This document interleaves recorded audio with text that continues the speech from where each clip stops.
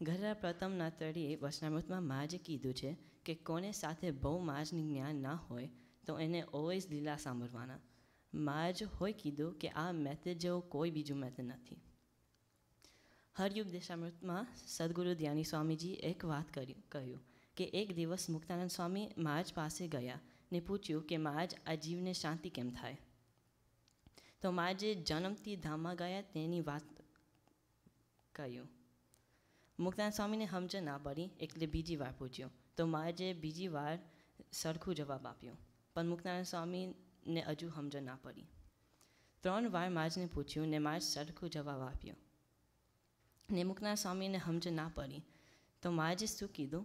માજ મુક્તાનંદ સ્વામીને કીધું કે ગુજરાતે જાઓ, ભક્તોની સાથે માજનો વાતો સાંભળજો ને કેરી ખાજો.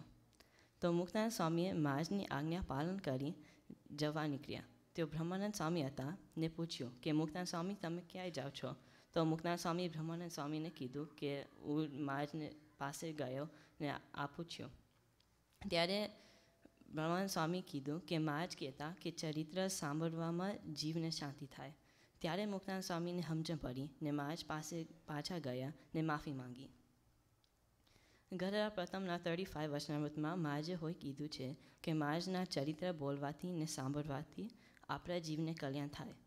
એટલે હું માજનું ચરિત્ર કહું. આ ચરિત્રમાં માજના મહાત્મા આપણને માજ બતાવે છે. તો બધા શાંતિથી બેસજો, ખેરી ખાજો ને ધ્યાનથી સાંભળજો. તો આ શ્રીજી મહારાજની એક લીલા છે. માજે અક્ષર ઓરડીમાં બેસતા હતા ને લાડુબા ને જીવુબા આવ્યા ને માજના દર્શન કરીને પગે લાગીને પૂછ્યું કે તમે ક્યાંથી આવ્યા છો. માજે જવાબ ન આપ્યો પણ મરક હસ્યા. પછી થોડીક વાર પછી માજે સભામાં નિયમ કરેલો કે મારી મરજી વિના કોઈ મારી દર્શન વાટે આવવું નહીં. અમારી આજ્ઞા હોય જ તો દર્શને આવવું. હવે શું કરવું. પ્રેમાનંદ સ્વામી તો માજમાં ખૂબ પ્રેમ એટલે એના દર્શન વિના ચાલે નહીં. તો એ બહુ દિલગીર થયા. પછી એક વાર તો એમના એટલું વીર થયું તો વીરના કીર્તન ગાવા લાગ્યા. સાંજે રાત્રે ઝરમર વરસાદ વરસતો હતો. વીજળીના ઝબકારા થતા હતા અને એના ઓરડામાં બેઠા બેઠા પ્રેમાનંદ સ્વામીએ કીર્તન ગાયું. ક્યારે હવે દેખું રે હરિ હસતા મારા મંદિરિયામાં વસતા. ક્યારે હવે દેખું હરિ હસતા. આ શબ્દના એટલા દર્દ હતું કે માજના અક્ષરવડીમાં ઊંઘ નથી આવતી. એ આજુબાજુ પડખા ફેર્યા કરે અને કે આ પ્રેમાનંદ સ્વામી તો મને મરવા શકે ના આવે પણ મને તો મરવા જવું પડશે. અને બહાર એકદમ અંધારું હતું ને વરસાદ પડતો હતો. દીવો હોય નહોતું કોઈ. માજના થયું કે આ પ્રેમાનંદ સ્વામી આ કીર્તન ગાય છે ને વિરત હતો તો માજને હોય વિરત હતો એમને મરવા માટે. એટલે માજ પછી આવવા ચાલ્યા એમને દર્શન આપવા માટે. કારણ કે પ્રેમાનંદ સ્વામીને થયું કે ક્યારે માજને મળવું ને આલિંગન આપવું ને સ્પર્શ કરવું એવું બધું થતું. એટલે માજ તો તરત જ ઊભા થઈને ચાલવા મળ્યા અને એવું વરસાદમાં પડીને માજ તો ત્યાં આવ્યા. અને જ્યારે પ્રેમાનંદ સ્વામીને જોયા તો બહુ રાજી થયા. આલિંગન કરી લીધો ને પ્રેમાનંદ સ્વામી કીર્તનની રચના કરી કે આજ મારે ઓર રે આવ્યા અવિનાશી અલબેલ ભાઈને બોલાવ્યા રે સુંદર છોગાવાળો છે. એ પછી મારે બીજું પ્રેમાનંદ સ્વામીને બીજું પદ હોય ગાયું કે સજની સાંભળો રે શોભા ભરનહુ તેની તે મૂર્તિ સંભરતા રે મુજને હુપ્યો અતિશય.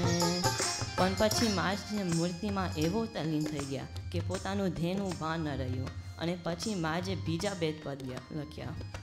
બોલ્યા શ્રી હરિ રે સાંભળો નર નારી હરિજન માને એક વાર તારે સૌને સંભળાવ્યાનું જ મન મારી મૂર્તિ રે મારા લોક ભોગને મુક્ત સર્વે દિવ્ય છે રે ત્યાં તો જોયાની છે જો તમારું ધામ છે રે अक्षर अमृत धेनु नाम सर्वे समृति रे शक्ति गुणे करी अभिराम।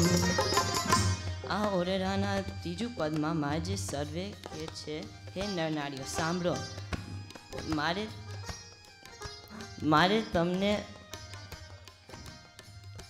તમને એક વાર્તા કહેવી છે। પછી માજ પોતાનું ધામનું વર્ણન કરતા કહે છે કે અમારા ધામનું નામ તો અક્ષરધામ છે। એ ધામની સમૃદ્ધિ અને શક્તિ માજના પ્રતાપથી અતિશય આનંદદાયક છે, મનોહર છે। માજ ઘરા પ્રથમનું ભાર વચનામૃતમાં કહે છે, તે જે ભગવાનનું ધામ તો સનાતન છે, નિત્ય છે, અપ્રાકૃત છે, સચ્ચિદાનંદ છે, અનંત છે અને અકંત છે। અતિ તેજોમય રે રવિ શશિ કોટિક વર્ણે જાય, શીતળ શાંત છે રે તેજની ઉપમા નવ દેવાય। માજ આગળ ધામના વર્ણન કહેતા કહે છે કે અતિ તેજોમય ધામ છે। આપણે એક સૂર્યની તેજ સામે પણ ના જોઈ શકે એટલું પાવરફુલ હોય। રવિ એટલે સન અને શશિ એટલે નૂન અને કોટિક મીન્સ ઇન્ફિનિટ। માજ કહે અનંત સૂર્ય અને ચંદ્રનો પ્રકાશ તો એ ધામની આગળ ઉભરી જાય એટલું તેજ છે ત્યાં। શીતળ છે, અતિશય શાંત છે અને તે તેજ કેવું છે માજ કે એને હું કઈ રીતે એક્સપ્લેન કરું। તેમાં હું રહું રે દ્વિભુજ દિવ્ય સદા સાકાર, દુર્લભ દેવને રે મારું કોઈ ન પામે પાર। માજ આગળ વાત કરે છે કે એ ધામ અમારું કેવું ધામ છે, એમાં અમે નિત્ય સદા રહીએ છીએ।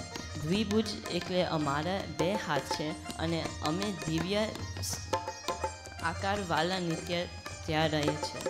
માજ લોયા ચોથું વચનામૃતમાં કહે છે, સર્વેથી પાર એક મોટા તેજનો સમૂહ છે, તો તેજ ચાર દિશામાં ઇન્ફિનિટ છે અને માજ એ તેજના સમૂહમાં દિવ્ય સિંહાસન પર વિરાજમાન છે। સ્વામીજી એક્સપ્લેન્સ કે આપણને પણ એ ધામને પોતાનું સ્વરૂપ માનવા અને ઇમેજિન કે માજ મારા વિશે અખંડ સાદા સાકર વિરાજમાન છે। માજ કે આ ભગવાન તો એટલા દુર્લભ છે કે દેવતાના પણ દર્શન નથી થતા। એ માજ તમારામાં, મારામાં અને આ સભામાં વિરાજમાન છે। અગણિત વિશ્વની રે ઉત્પત્તિ પાલન કરે ભાઈ, મારી મરજી વિના રે કોઈથી તરહું ન તોડાય। વળી સૌ સાંભળો રે મારી વાર્તા પરમયનું પરમ સિદ્ધાંત છે રે, સૌને હિતકારી સુખરૂપ સૌ હરિભક્તને રે જાઓ હોય મારે ધામ તો મને સેવજો રે તમે શુભ ભાવ તઈ નિષ્કામ। માજ ત્રીજું પદમાં ધામનું વર્ણન કરે છે અને આ પદમાં કહે છે કે આપ સર્વે હરિભક્તોને જો અમારા ધામમાં જવું હોય તો તમે નિષ્કામ થઈને પ્યોર ભાવથી મને સેવજો, કહેતા અમે કહીએ તેમ કરજો। નિષ્કામ એટલે માજની મૂર્તિ સિવાય બીજી કોઈ વસ્તુમાં અશક્તિ નહીં। એ રીતે માજની આજ્ઞા શિક્ષાપત્રી સત્સંગી જીવન વચનામૃત પ્રમાણે જીવન જીવા। સૌ હરિભક્તને રેવું હોય મારે પાસ તો તમે મેલ જોડે મીઠ્યા પાંચ વિષયની આશ। અને આગળની કડીમાં માજ એ ધામમાં જવાનો રસ્તો બતાવ્યો। હવે માજની પાસે રહેવું શું કરવા એ સમજાવવા છે। માજ કહે છે મિથ્યા પંચ વિષય, મિથ્યા એટલે ખોટા। ઘરા પ્રથમ 70 વચનામૃતમાં માજ એ કીધું, માજ સત્ય જગત મિથ્યા અને પંચ વિષય ખોટા। પંચ વિષયનું સુખ ઇન્દ્રિયોના સ્ટ્રોંગ બનાવે છે અને માજથી દૂર લઈ જાય છે। એટલે માજ કીધું કે પંચ વિષયની આશા ના રાખશો તો તમે મારા પાસ રહી શકો। મુજ વિન જાનજો રે આકાર પ્રીતિ તોડજો રે જૂઠા જાણી કુટુંબ પરિવાર।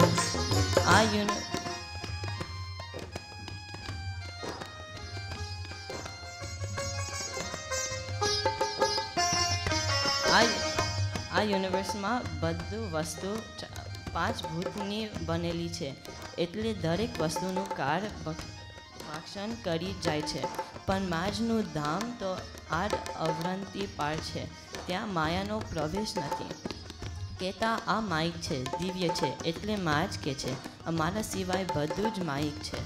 જો જીવ માયિક વસ્તુમાં પ્રીતિ રાખે તો એ જન્મ મરણ લેવડાવે છે. માજ કીધું માયિક પદાર્થનું ચિંતન કરનારા કોટી કલ્પ સુધી નરક 84માં ભમે છે. અને આ ઘરના અંત્ય તળિયે માજ કહે છે, જે પોતાના સંબંધીમાં પ્રીતિ રાખે છે તે જ્યાં એ પ્રીતિ કરવી નહીં.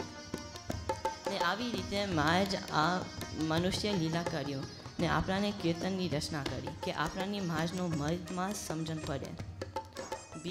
બીજું લીલા હોય છે કે માજ નીલકંઠ સ્વરૂપે જીવોનું કલ્યાણ કરવા માટે વિચરણ કરતા હતા. નેપાળની રાજધાનીમાં નીલકંઠ વર્ણિ પધાર્યા છે. કાઠમાંડુના રાજા રન બહાદુર શાહ કેટલાય વર્ષોથી જીવનલેણ રોગથી પીડાઈ રહ્યા છે. સારાય પ્રદેશના જેટલા વૈદો, હકીમો, દેવસ્થાનો, પૂજ્યારો, તંત્રિકો, મંત્રિકો, સાધુ, સંન્યાસી, ફકીર ને જ્યોતિષકારો સૌનો આશરો લીધો.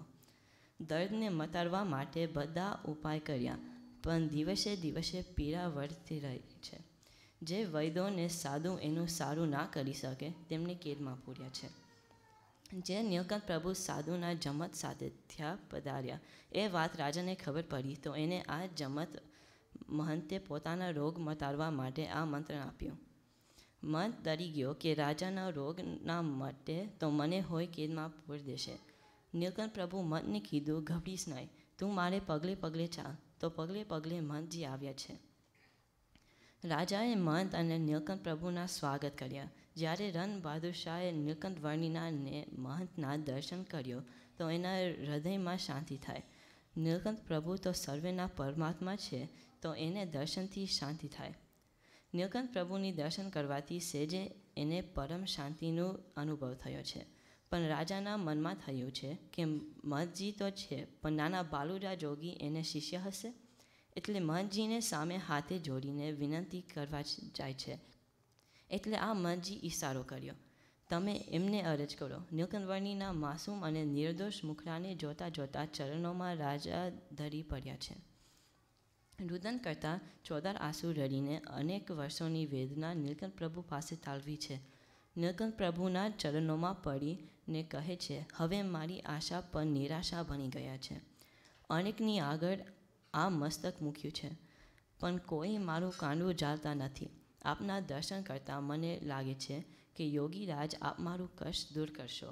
હાથ જોડીને રડતા રડતા રન બહાદુર શાહે અરજ કરી છે, પ્રભુ મને અસહ્ય યોગ થયો છે.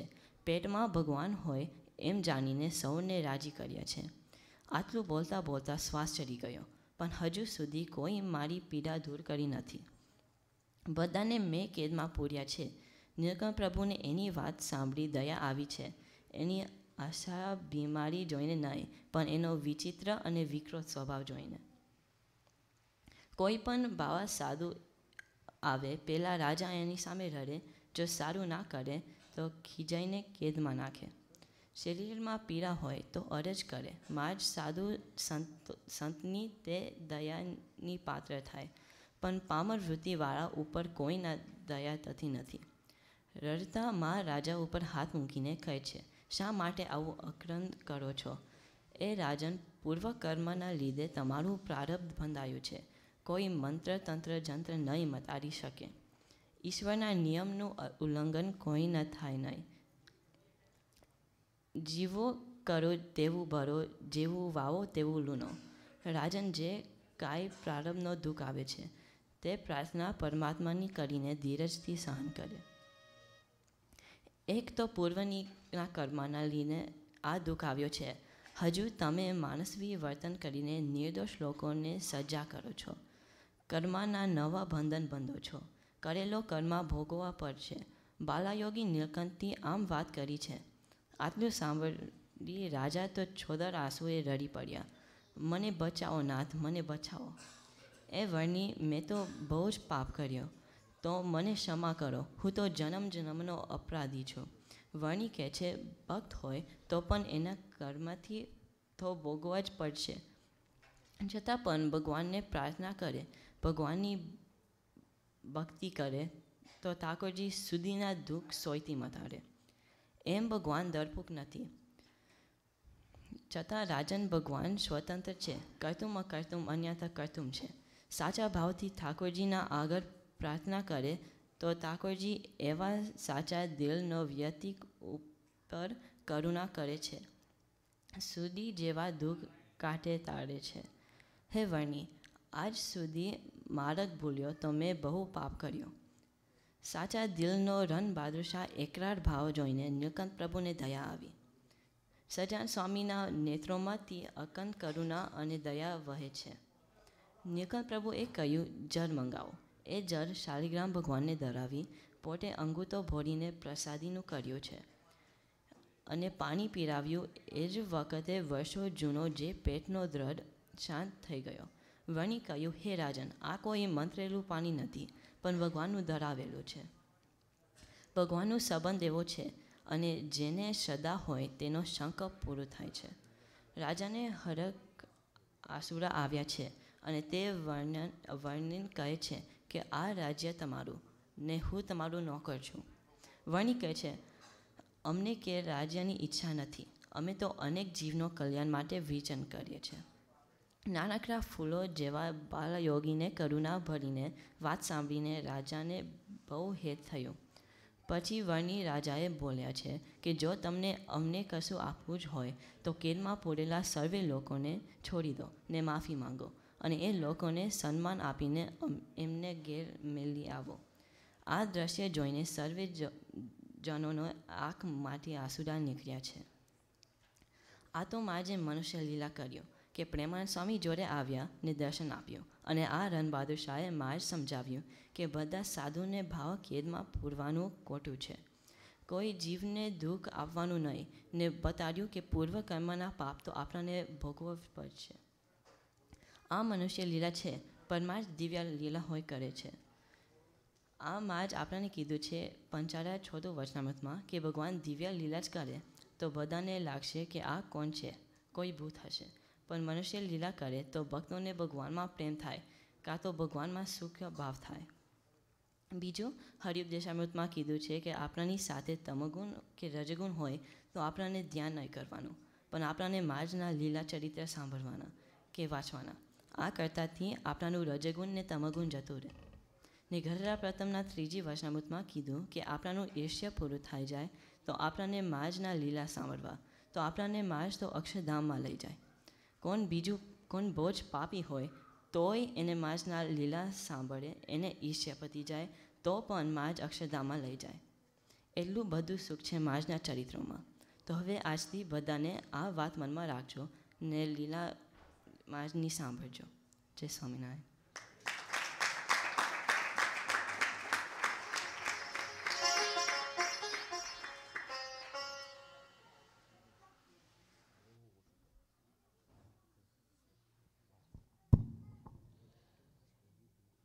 Growing up, we all read the Bal Charitra so often that it got to the point where we've memorized so many of Maharaj's childhood stories.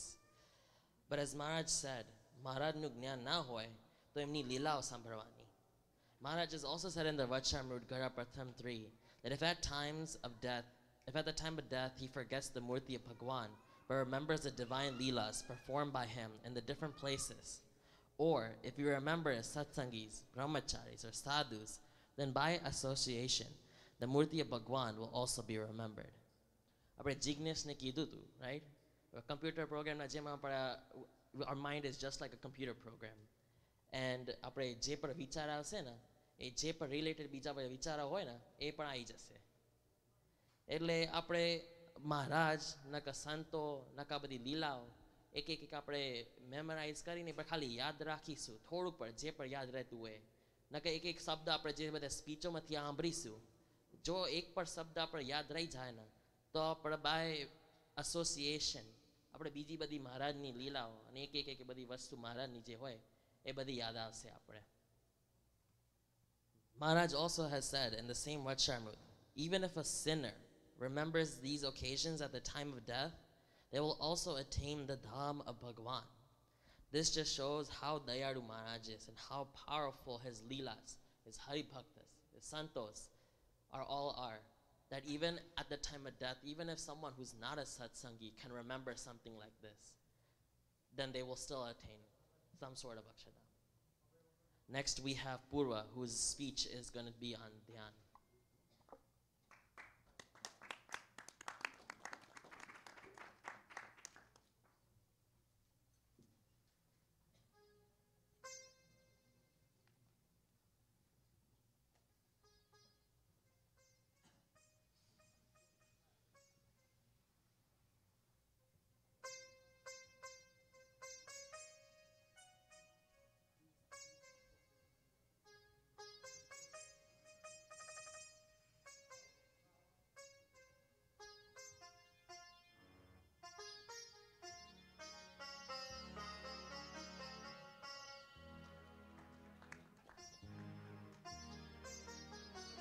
G.M.S.M, man. Today I'm going to talk about how to do dhyan and like if you are starting off, what you should do. I have a show of hands. How many of us do dhyan on a daily basis, even if it's like 1 minute or like 2 seconds? हाथ ऊंचा करो तमे रोज ध्यान करता हो तो. So we have a few people, so today's presentation should be helpful. Before I start talking about how to do dhyan, Bhagwan says in Gadapratam 15 that if while performing dhyan on Maharaj's murti and we can't see Maharaj's murti, that we shouldn't like just give up and be like, oh, I can't do it, it's like out of my capabilities, and to be like persistent, don't give up. And Maharaj said also in the Vashamrut, it could take, for some people it could take them 1 try to get Maharaj's murti when doing dhyan. Some people can take lives, like multiple lives to do it. Some people could take thousands of years. It just depends, and the whole goal should be to like keep trying and never give up. And if you do give up, you're a coward and you don't want to be that. So Bhagwan also said that if you're struggling to think of Bhagwan's murti while doing dhyan, before trying to do dhyan, you should like focus on, you should know the glory of Bhagwan, and you should feel like you're fulfilled because you've come to satsang and you're like friends with like satsangis and swamis and all of that. You should feel like you don't need anything else in like worldly stuff. You should feel like you don't need money to be happy. You should be happy that you're just in satsang every Saturday, or just with Maharaj is always with you. So what do you think is like the meaning of the glory of Maharaj, or what do you think is the glory of Maharaj?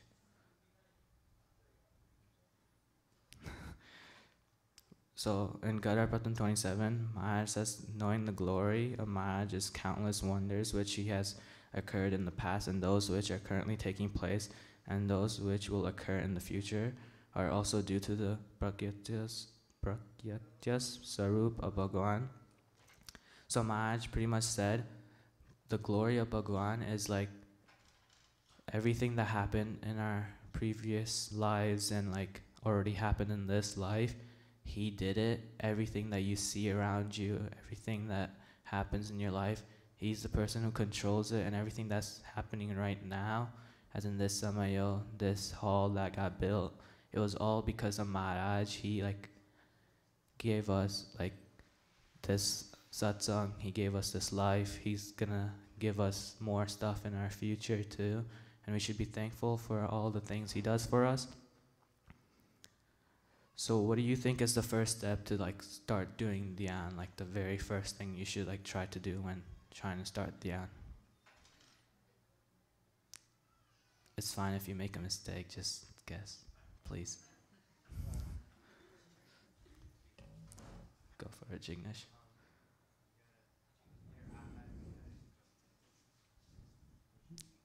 Yeah. So the very first thing Bhagwan says that you can do to like start getting into dhyan is thinking about Maharaj 24/7. So whenever you're doing anything, like if you're at work, you're sleeping, or like eating or drinking water and stuff like that, like we're meant to, before we eat, we're meant to do tad for Maharaj. Just like that, before we go to sleep, we should put Maharaj to sleep and stuff like that. And when we're doing work, we should think that Maharaj is like standing beside us, he's with us, and so you would remember him 24/7. And doing so, when you do dhyan, you would be able to like focus on him and not get distracted by worldly objects. So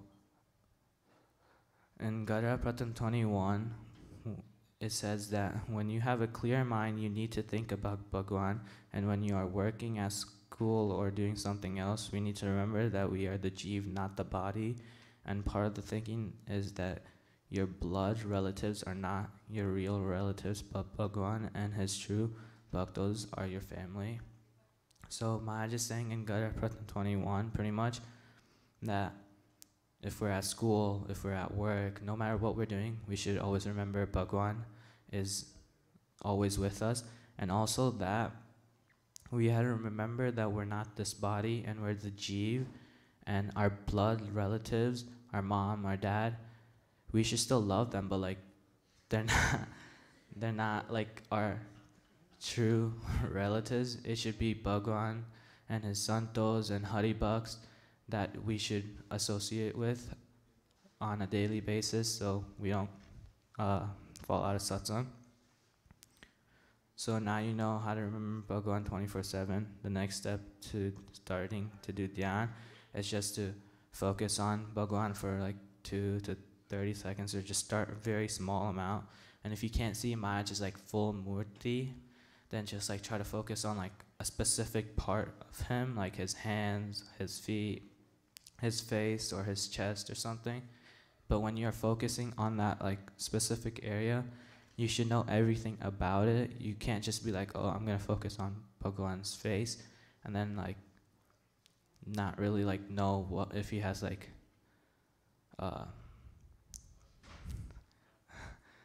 if where like his cheekbones are and other stuff. You should know exactly where everything is located. If you do his hands, you should know how many creases he has on his palms and stuff like that.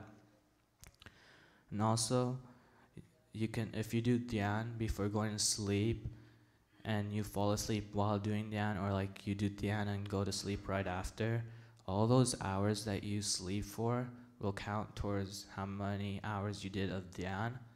So, but you can't like do dhyan and then do something else like play video games, go downstairs and talk or something like that.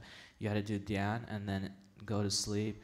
And like if you can't focus or do dhyan on Bhagwan before going to sleep, instead you should try to read Maharaj's books, scriptures, do bhajans and stuff like that, so you can like focus on Bhagwan before going to sleep. You should never do like worldly stuff before falling asleep.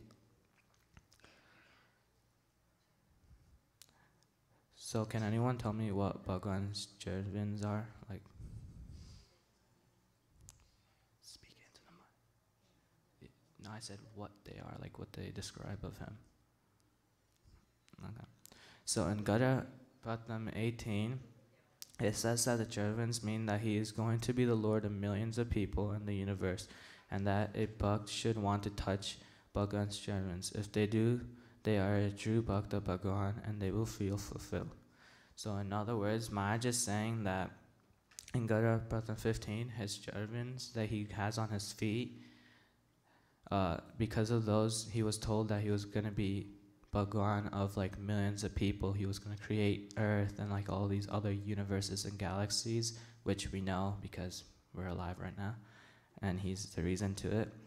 And that a Bhakt of Bhagwan should want to like touch Maharaj's Charans like every single day, and if he does, he'll feel like fulfilled, he'll like feel peace, and he'll be calm and happy. So when should we do dhyan, or what do you think that we should do dhyan? Just give a random time in the day, like morning, afternoon, evening. you should do dhyan before sunrise. Uh, Great uncle told me this, and I'm pretty sure he told me it was Swamiji who said it. You should do dhyan in the morning before sunrise because that's when all the other like Haribhaks and like Swamijis and yogis and all these other people are doing dhyan. And because they're doing dhyan, there's like it's easier for you to like do dhyan because of the spiritual like flow, and it'll be easier for you to get into dhyan and like better focus, and you would attain more punya from it and stuff like that. It would be really beneficial for you to do it at those times. If you do it at other times, it would still be good for you, but like it would be harder for you to like get in and focus. And if you do it before sunrise, you should do it like after your puja. So like do your puja, then like sit down for like 2 minutes and do dhyana bhagavan, and then go to your daily life. But don't forget that Maharaj is with you. So now I'm going to tell you the benefits of doing dhyan in 2 different ways. So what are the benefits of doing dhyana bhagavan in your jeev? Maharaj says that you would see Bhagavan's Vishrup, which means the Sarup of the world and everything that Bhagavan has created. So that's pretty self-explanatory, but like it just, if we do dhyana bhagavan in our jeev, in our heart, while our eyes are closed, then we'll like be able to see all the things Maharaj has created and like how they're all like not permanent and they will go away, and the only thing that we should be worried about is getting kalyan, or like getting out of this birth and life cycle. He also says that we would be able to see this system of 14 loks. I'm not going to go into in depth about each lok, but we should know what they are, and they're like just, it's like, they're just like, it's like Akshardham, and then there's Young Booty and other ones. If a Bhakta Bhagavan practices dhyan of Bhagavan in their jeev, they can become an Ekantit Bhakt doing this. And being Ekantit Bhakt just means you're like higher in like the hierarchy of doing dhyan and stuff, or being a Bhakt, and it would help you get into Akshardham and get out of this birth and life cycle. Also, Maharaj says if someone's nastic or doesn't believe in God and thinks that God is fake, if he did dhyan or even saw Maharaj's murti in his jeev even for a little bit, even if it was like a millisecond, he would completely forget his like sins that he did, and he would let him retry, and he would be forgiven, and he would be able to see Maharaj's murti, and he would fall into satsang and like be able to attain kalyan and stuff. So the other type of dhyan you can do is of his human form of Bhagavan, which is just like Maharaj's Leelas, where you would just like focus on like Ghanshyam and Nilkantwarni and those murtis. If you do dhyan of those, then you would see the luminous Divya murti seated in Akshardham.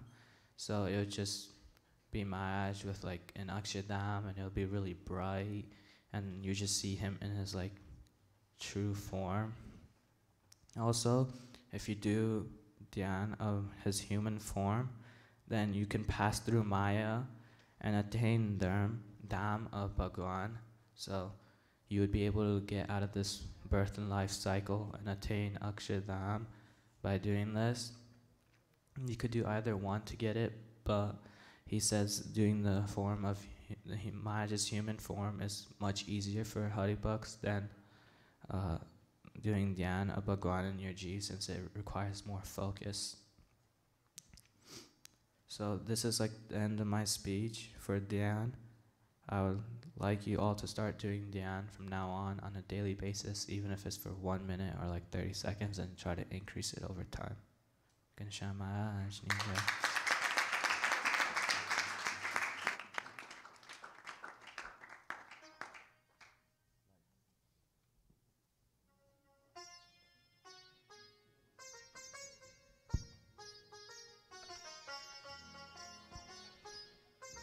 Dhyan is the most basic and most fundamental skill that we have to achieve. However, as Purva said, that it doesn't come easy. Maharaj has said in his Vachramur Gada Pratham 5th, If one cannot hold the murti within the heart while performing dhyan, one should not lose faith and stop the dhyan like a coward. Those who are persistent in this way will earn the immense grace and darshan of Bhagwan. Moreover, Bhagwan will be bound by their bhakti. Maharaj said that not to give up when doing dhyan, otherwise we're all considered cowards. Let that sit in. A coward, just because we're not trying. All you have to do is try, Maharaj says. Just sit down, no matter how many how many tries you take. As long as you're trying, Maharaj is going to give you credit, he said. And if we continue to be persistent in our efforts to do dhyan properly, we will receive credit whether it's not correct. The darshan of Swamnar Bhagwan himself will be granted to us.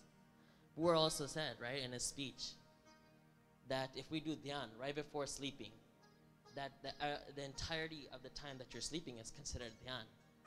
Now, for some of us kids, that's really beneficial. We'd be sleeping like 10 hours, you know? That's 10 hours of dhyan right there. 10 hours of dhyan, that's really good. So just do, 1 minute of dhyan, 2 minutes of dhyan, even 5 minutes of dhyan before going to sleep. And by the time you wake up, it's 10 hours. That's amazing. Maharaj also said that in Garapratham 15, furthermore, such a person that remains determined to see Bhagwan's murti in his heart while performing dhyan on that murti, it cannot be seen. He does not lose courage. Instead, he constantly maintains renewed shraddha. And at the end of the same Vachamrut, he says that therefore, one who continues to try and see Bhagwan in this way is called an ekantik bhakt. What is an ekantik bhakt? Pura talked about this a little bit. An ekantik bhakta is like the highest level bhakta you can become. But it's not easy. Maharaj says that an ekantik bhakta, you need to have dharma, jnana, vairagya, bhakti, right? You need to have all those qualities in order to be an ekantik bhakt. And in this Vachamrut, Maharaj is saying, you can become an ekantik bhakt just by trying to do dhyan. That's all you have to do. He said to try and see Bhagwan in the way that he describes in that Vachamrut, and you will be considered an ekantik bhakt.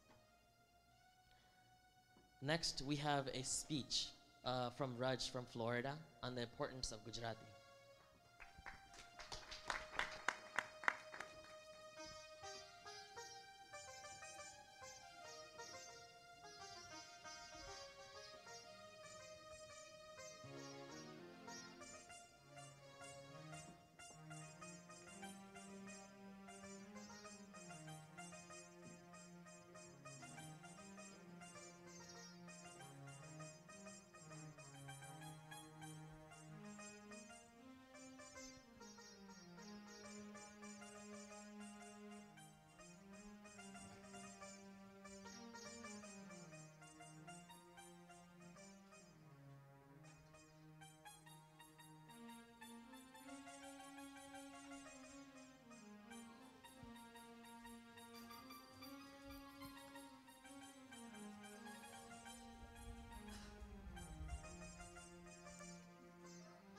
वाणी मंगलरूपिणी चहसितं यस्यास्ति वै मंगलं नेत्रे मंगलदे च दौर्विलसितम् नृणां परं मङ्गलम् वक्त्रं मङ्गलकृच्छपादचलितं यस्याखिलं मङ्गलम् सोऽयं मङ्गलमूर्तिराशु जगतो नित्यं क्रियान्मङ्गलम्।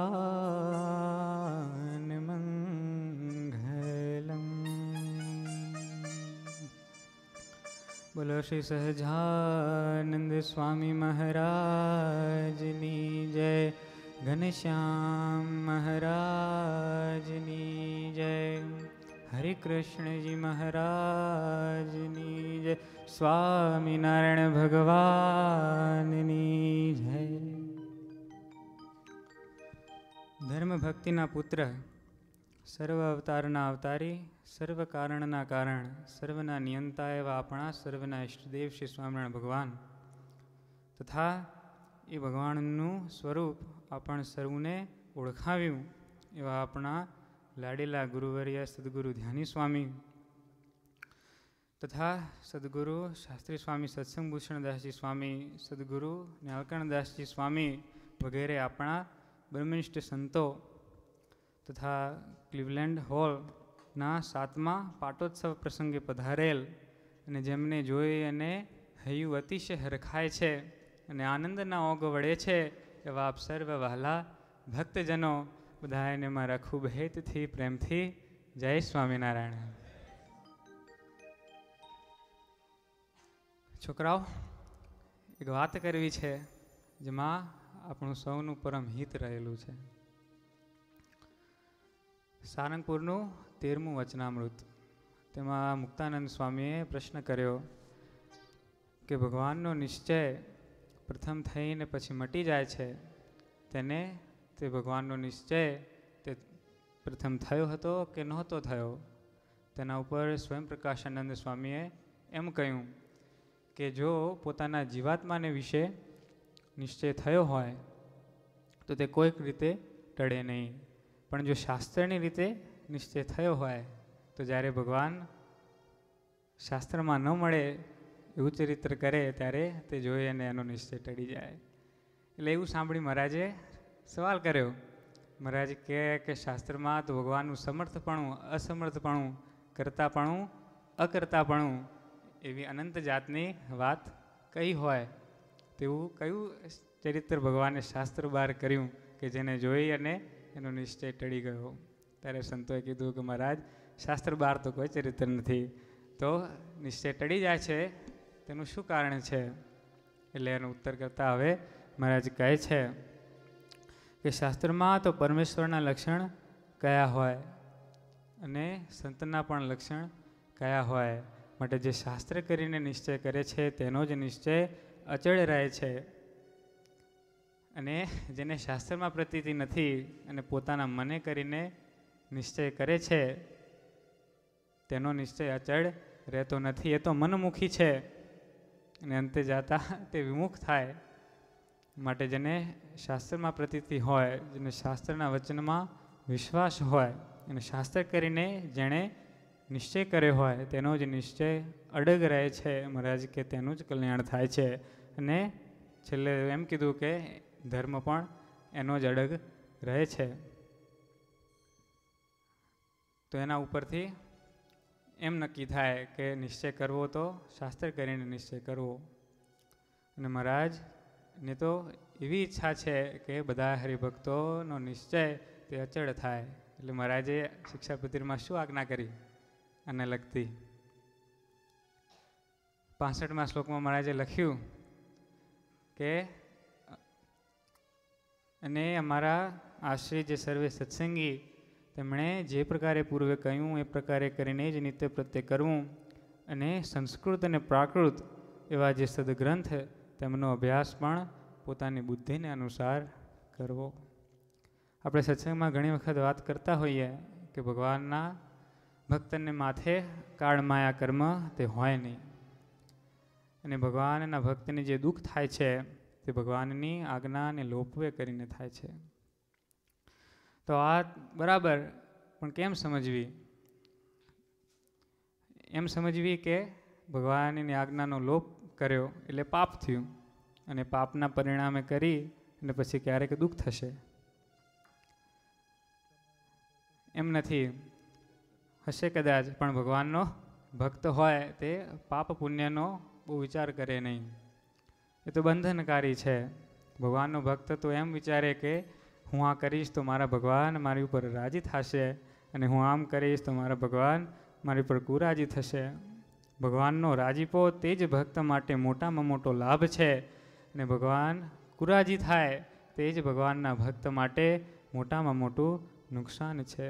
100 વાતની એક વાત છે, નવ કરીએ આજ્ઞા લોપ, રાજી કરવાનું રહ્યું પરું, નવ કરાવ્યે હરિને કોપ.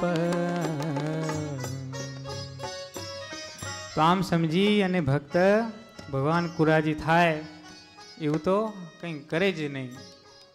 તો ભગવાનની આજ્ઞાનો લોપ કરવાથી ભક્તને દુઃખ થાય છે તે કેમ સમજવું? તો તમે મારા હિતેચ્છુ છો, એટલે તમે મને આજ્ઞા કરો કે બેટા તારું માથું દિવાલ સાથે ભટકાવતો નહીં, અને જાડી બુદ્ધિવાળો હું તે તમારી આજ્ઞાનો લોપ કરી અને જોરથી મારું માથું દિવાલ સાથે ભટકાવું તો મને દુઃખ થશે. એ તો નિર્વિવાદ વાત છે. એ દુઃખ કેમ થયું? તો એ આજ્ઞા લોપ્યાનું સીધું પરિણામ છે. એમ ભગવાનની દરેક આજ્ઞામાં એવી રીતે દુઃખ રહેલું છે. ભગવાને જે આજ્ઞા કરી તે આજ્ઞાને લોપે કરીને કંઈનું કંઈ દુઃખ થાય. અમુક આજ્ઞામાં આપણી બુદ્ધિ પૂગે, કારણ કે સાયન્સ પણ સાથે સાથે એમ જ કહેતું હોય, એટલે સાયન્સની આજ્ઞા જલ્દી મનાય. ધારો કે ભગવાને એમ આજ્ઞા કરી કે દારૂ કોઈએ પીવું નહીં, અને સાયન્સ પણ સાથે સાથે એમ જ કહે છે. એ આજ્ઞાનો લોપ કરીએ તો કયું દુઃખ થાય? તો કે લીવર બગડે. પણ અમુક ભગવાનની આજ્ઞા હોય તો એમાં આપણી બુદ્ધિ પૂગે નહીં, કારણ કે સાયન્સ એમ કહેતું ના હોય. ગાડીને જળ પીવું, દૂધ તેલ બધું ગાળીને પીવું એવી મહારાજે આજ્ઞા કરી. સાયન્સ તો કાંઈ એમ કહેતું નથી. પણ ભવિષ્યમાં જો એવી શોધ થાય કે ગાળ્યા વિનાનું પાણી પીવાથી તબિયતને નુકસાન થાય, તો તે સાંભળી અને સર્વ સત્સંગી અંતરમાં ફૂલાય.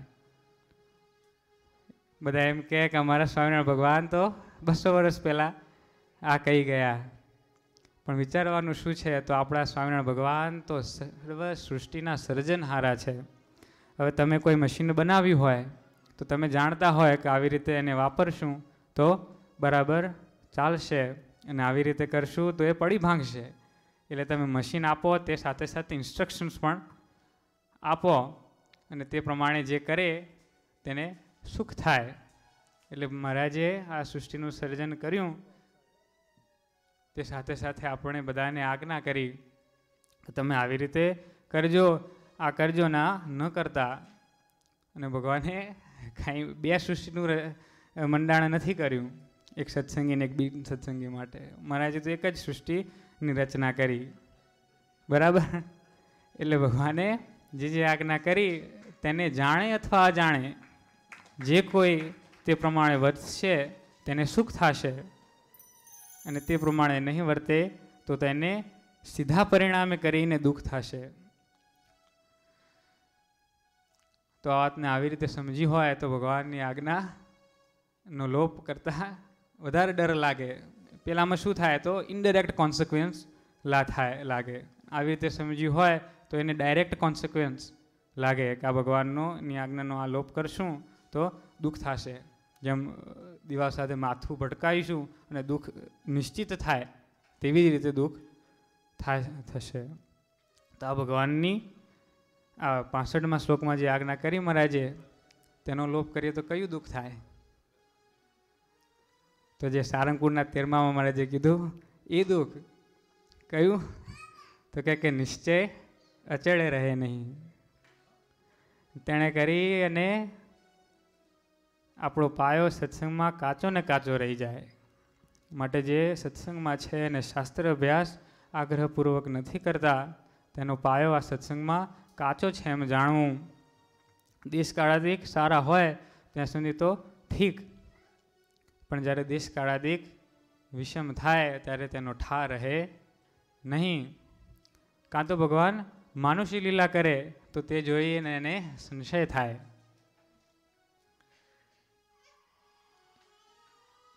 ભગવાન તો જાત જાતની લીલા કરે. આપણે આ કૃષ્ણ બધાએ વાત કરી, ભગવાન ભક્તને લાડ લડાવવા માટે ગમે એવી લીલા કરે. ભૂમાનંદ સ્વામી ઘનશ્યામલાલ મુસાગરમાં લખે, કરતાય કરતા અન્યથા કરતા સમર્થ શ્રી ઘનશ્યામ, વિષ્ણુ વિધિ વૈરાજ સરખા જપે નિત્ય જેનું નામ. બાળ લીલા સાગરમાંથી ઉઠે તરંગ અનેક, મહિમા જાણે સુખ માણે જે સુણે ધરીને ટેક. તો ભૂમાનંદ સ્વામીએ ભગવાનના બાળ ચરિત્ર ગાયા, તે સાથે સાથે ભગવાનનો અપાર મહિમા ગાયો, ભગવાનને ઓળખાવ્યા કે ભગવાન આવા મોટા છે. એને ક્યારેય ભૂલાવા નથી દીધું કે જે ઘનશ્યામ આ ચરિત્ર કરે છે તે ઘનશ્યામ તો સર્વપુરી, સર્વધામના ધામી, સર્વ કરતા હરતા પુરુષોત્તમ નારાયણ છે. અને સ્વામીએ તરંગે તરંગે ભલામણ કરી કે ભગવાનના ચરિત્ર જોઈને કોઈ શંકા તો કરતા જ નહીં. સુણ જો શ્રોતા વિવેકી જન રે, કોઈ શંકા ન ધરશો મન રે. સુણી પ્રાકૃત બાળ ચરિત્ર રે, પાછા ન પડશો મારા મિત્ર રે. જેવા તેવાય પ્રભુના ગુણ રે, સર્વે કલ્યાણમાં છે નિપુણ રે. આ તો પુણ્યશાલી નર પામે રે, બીજા ભટકે 84 ભમે રે. કેવી ભલામણ કરી કે ભગવાન જે જે ચરિત્ર કરે છે તે ભક્તના સુખને કાજ કરે છે. માટે ભગવાનના ચરિત્ર જોઈ અને સંશય તો ક્યારેય કોઈ કરતા જ નહીં. ભગવાનની સર્વ લીલા તે કલ્યાણકારી છે, ભગવાનના સર્વ ગુણ તે કલ્યાણકારી છે. તો આવા શાસ્ત્રમાં વચન હોય અને જે શાસ્ત્ર અભ્યાસ કરતો હોય તેને વારંવાર આ વચન વાંચવામાં આવે. એટલે શું થાય તો ધીરે ધીરે આ શાસ્ત્રના વચન ઉપર દ્રઢ પ્રતીતિ થાય અને આવા શાસ્ત્રના વચન તે સમજી રાખ્યા હોય તો એ જ્યારે ભગવાનના માનુષી ચરિત્ર તેને સાંભળે ત્યારે એને સંશય થાય નહીં. ઉપરથી એને અતિશય આનંદ થાય અને ભગવાનને વિશે અતિશય સ્નેહ અને ઉપજે. મુક્તાનંદ સ્વામી પોતાના પદમાં લખે, નિત્ય નિત્ય એ નિયાળ્યું ગાડ્યું, ગણતા પાર ન આવે રે. જેમ જેમ કાનુડો કપટ કરે, તેમ તેમ મનમાં ભાવે રે. જેમ જેમ કાનુડો કપટ કરે, તેમ તેમ મનમાં ભાવે રે. ભગવાન તો કેવા ચરિત્ર કરતા હોય. મોટા ભાઈ મહારાજને મારવા આવે એટલે મોટા ભાઈને બીક ધરી અને મહારાજ ત્યાંથી નાસી જાય. એક વખતે તો મહારાજ નાસી ગયા તીનવામાં ભૂત્યો કૂવો, ત્યાં જઈને 3 દિવસ સુધી મહારાજ સંતાયા. અને એક વખતે મોટાભાઈ મારવા આવ્યા તો મહારાજ દોડતા દોડતા પાછા ઘેર આવ્યા, કોઈને કીધા વગર ગમાણમાં સંતાઈ ગયા. મોટાભાઈને તો કેટલાય ફેરાવ્યા. હાથીરામને ત્યાં તીનવા ગામમાં જમણવાર હતો તો મોટાભાઈ કહે કે તમે પાછળથી આવજો, અમારા જોડે આવશો નહીં, દીદી જોડે તમે આવજો. એવું સાંભળ્યું મહારાજ ત્યાં ત્યાં પૃથ્વી પર ઢળી પડ્યા અને ચરણ ઘસી ઘસી અને રોવા લાગ્યા. ભૂમાનંદ સ્વામી કહે કે જૂઠું જૂઠું રૂએ. ને વસરામામાં આવ્યા, મહારાજને કહ્યા કે તમે કેમ રૂવા છો? જો આ બધા તમારા સખા આવ્યા એમ કે મહારાજને મનાવ્યા. ને મહારાજ પછી તરત રાજી થઈ ગયા. એક વખતે જગવંતા માસી તે નારંગીના ફળ લાવ્યા હતા અને જાંબુના ફળ લાવ્યા હતા, ભક્તિ માતાને આપ્યા. ભક્તિ મહારાજને નારંગી ખાવી હતી, ભક્તિ માતાએ આપી નહીં. એમાં લખ્યું ભૂમાનંદ સ્વામી કે જો આ ખાશે તો એમને તરત માંદગી થશે, એટલે ભક્તિ માતા મહારાજને નારંગી આપી નહીં. અને મહારાજ ભક્તિ માતાનો હાથ જાલીને ખેંચે એટલે મારા ભક્તિમાતને રીસ્ટડી એટલે સેજ આમ ધક્કો માર્યો એટલે મહારાજ ત્યાં પડી ગયા અને રોવા લાગ્યા. મહારાજને ખમ્મા ખમ્મા કરી અને ભક્તિમાતે તેડી લીધા, જાંબુ આપ્યા એટલે મહારાજ તરત રાજી થઈ ગયા. તો આમ ભગવાન હસે રમે જીદ કરે. શરદ પૂનમની એક રાત હતી, તેમાં મહારાજ ચાંદા સામું જોઈ અને ભક્તિ માતાને કહે કે ગમે એમ કરીને પણ આજે મને હાથમાં લાવો. ભક્તિ માતા કહે કે એ તો પહેલાં પ્રેમથી સમજાવ્યા કે એ તો આ લોકમાં ન આવે, પણ મહારાજ તો જીદ મૂકે જ નહીં. તો એવી રીતે મહારાજ જીદ પણ કરે. તો આવા ભગવાનના ચરિત્ર ભક્ત સાંભળે અને જો એને શાસ્ત્રના વચનમાં પ્રતીતિ હોય તો તેને સંશય ના થાય, ઉપરથી એને વિશેષ ને વિશેષ ભગવાન પ્રત્યે સ્નેહ ઉપજે. એટલે શાસ્ત્ર અભ્યાસ કરવો તે સર્વ સત્સંગીને ફરજિયાત છે, મરજિયાત નથી, કમ્પલસરી છે. ભગવાને આજ્ઞા કરી દીધી. હવે પ્રશ્ન એ છે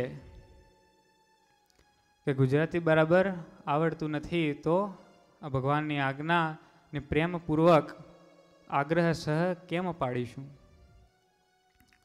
આપણો પાયો આ સત્સંગમાં અચળ કેમ કરીશું? અને ગુજરાતી ભાષાની દૃઢતા વિના સત્સંગમાં જેવો સ્વાદ જણાવવો જોઈએ તેવો સ્વાદ જણાવવો તે ઘણો કઠણ છે. અલુણું ભોજન હોય જે ભાવતું ના હોય તેને માણસ ક્યાં સુધી ખાય? જ્યાં સુધી ખાવું પડે ત્યાં સુધી ખાય. અને એને ભાવતું ભોજન જ્યારે મળે ત્યારે તરત આ પેલું ભોજનને મૂકી અને એને ભાવે છે તે જ ભોજનનું સેવન કરે. તો એવી રીતે આપણે ધ્યાન રાખવું કે આ ગુજરાતી જો નહીં આવડે તો બહુ મોટી ખોટ રહી જશે. જેવો આનંદ સત્સંગમાંથી આવવો જોઈએ તેવો આનંદ નહીં આવે, આવો ઘણો કઠણ છે. અને આપણે બધા છોકરાઓ છીએ તે કેવા ડાયા છીએ, બધા ગુણના ભંડાર છીએ અને ભગવાન આપણી ઉપર અતિશય પ્રસન્ન છે, તેમાં સંશયનું સ્થાન નથી. પણ હવે ભગવાનને વિશેષ પ્રસન્ન કરવા છે. આપણા મા બાપે આપણામાં સંસ્કાર સારી પેઠે રેડ્યા છે, પણ સર્વ સંસ્કારમાં શિરોમણી અને સર્વ સંસ્કારનું શણગાર જે આપણી માતૃભાષાનું જ્ઞાન, તે વિના બીજા જે સંસ્કાર છે, જે ગુણ છે, જેવા જોઈએ તેવા શોભે ઉઠતા નથી. જેમ સોળે શણગાર ધારણ કર્યા હોય અને નાકની વાળી પહેરવાની રહી ગઈ હોય તો કેવું ઊંચું લાગે. જેમ પુત્ર વિનાનું પારણું હોય તે શોભે નહીં. હવે ગમે એટલા હીરા માણેક મોતી રતને કરી અને પારણાને સજાવી હોય અને પુત્ર ના હોય એટલે એમાં ઢીંગલી મૂકીએ અને પછી હાલો લોલો હાલ કરીએ તો એમાં કેટલું સુખ થાય. તો જેમ પુત્ર વિનાનું પારણું તે શોભે નહીં, વર વિનાની જાન તે શોભે નહીં, નામે વિનાનું નામ તે શોભે નહીં, તેમજ ભાષા વિનાનો ભક્ત તે શોભે નહીં.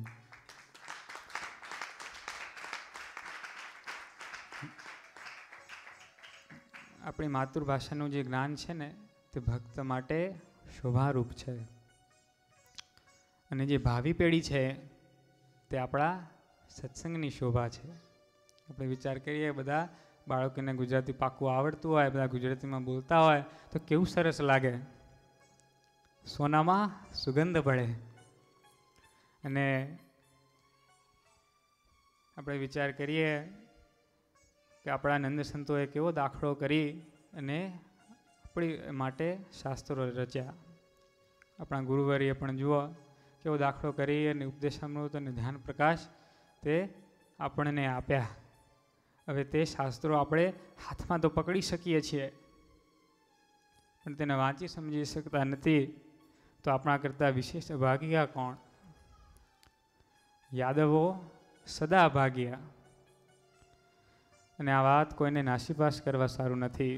આ વાત ઉપરથી એમ થવું જોઈએ કે આપણે આટલા ભાગ્યશાળી અને કોઈ આપણને અભાગ્ય શાનો કહી જાય. હવે તો ગમે એમ કરી અને આ ગુજરાતી પાકું કરવું છે એવી ધગશ જાગે તે સારું આ વાત છે. એક દ્રષ્ટાંત છે, આ જગત છે ને એ રણ જેવું છે. એના ત્રિવિધ તાપમાં જગતના જીવ તે બળ્યા જ કરે છે. પણ આપણે સત્સંગીઓ છીએ ને, આપણને સત્સંગ રૂપી કૂવો મળી ગયો છે અને તેમાં પાણી રૂપી સુખ તે અખૂટ છે.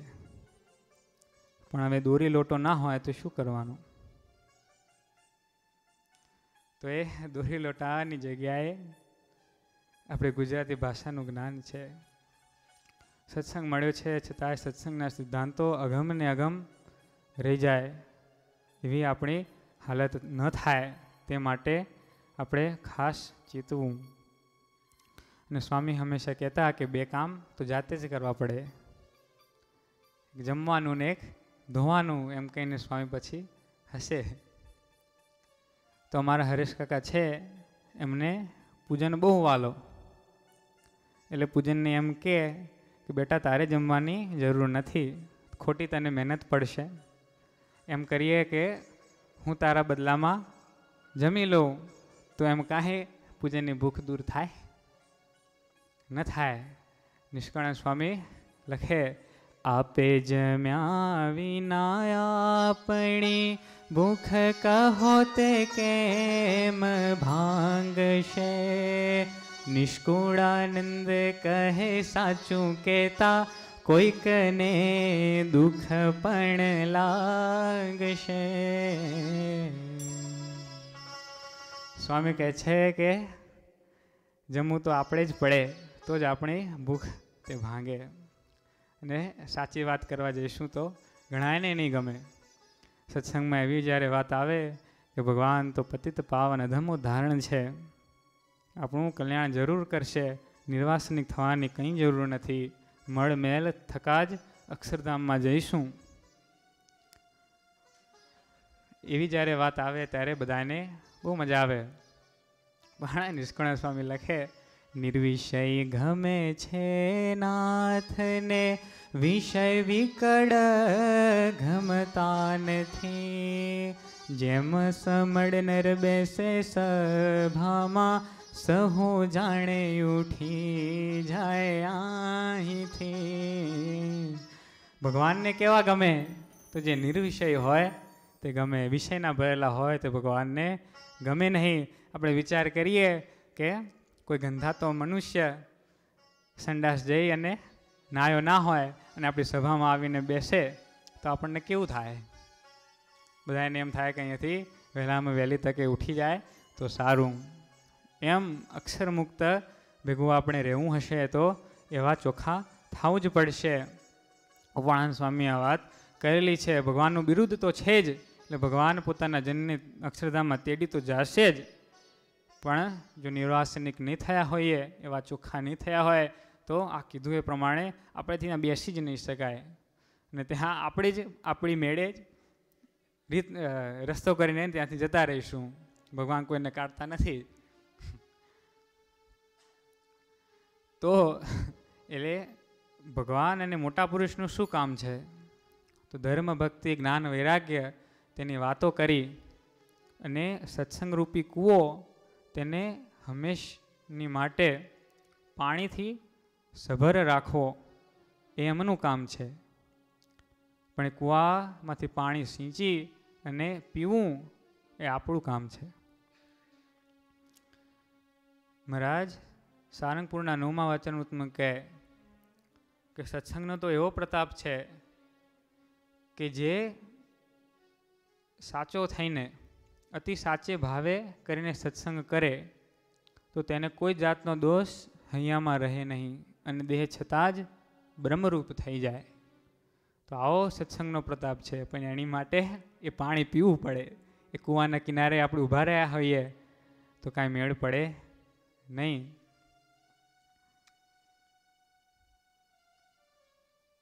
બીજું દ્રષ્ટાંત છે. બાળક નાનું હોય ત્યારે માતા પિતા એને ચાલતા શીખવાડે.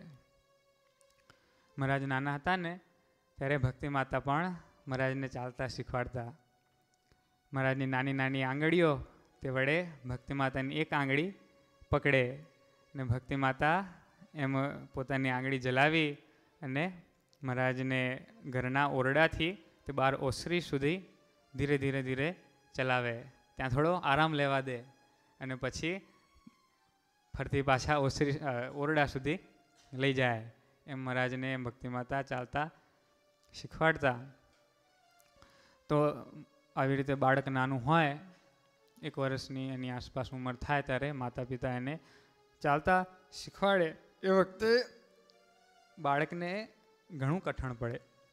ઘણી વખત એ બાળક પડી પણ જાય અને થાક લાગે. તે જોઈ અને માતા પિતા ક્યારે એમ વિચારે છે કે આને બિચારાને બહુ મહેનત પડે છે, તો ભલે એ ચાલતા ન શીખતો, એ મોટો થશે તો એને વ્હીલચેરમાં બેસાડી અને કાયમ માટે એને ધક્કા માર્યા કરશું. કોઈ વિચારતું નથી. કેમ?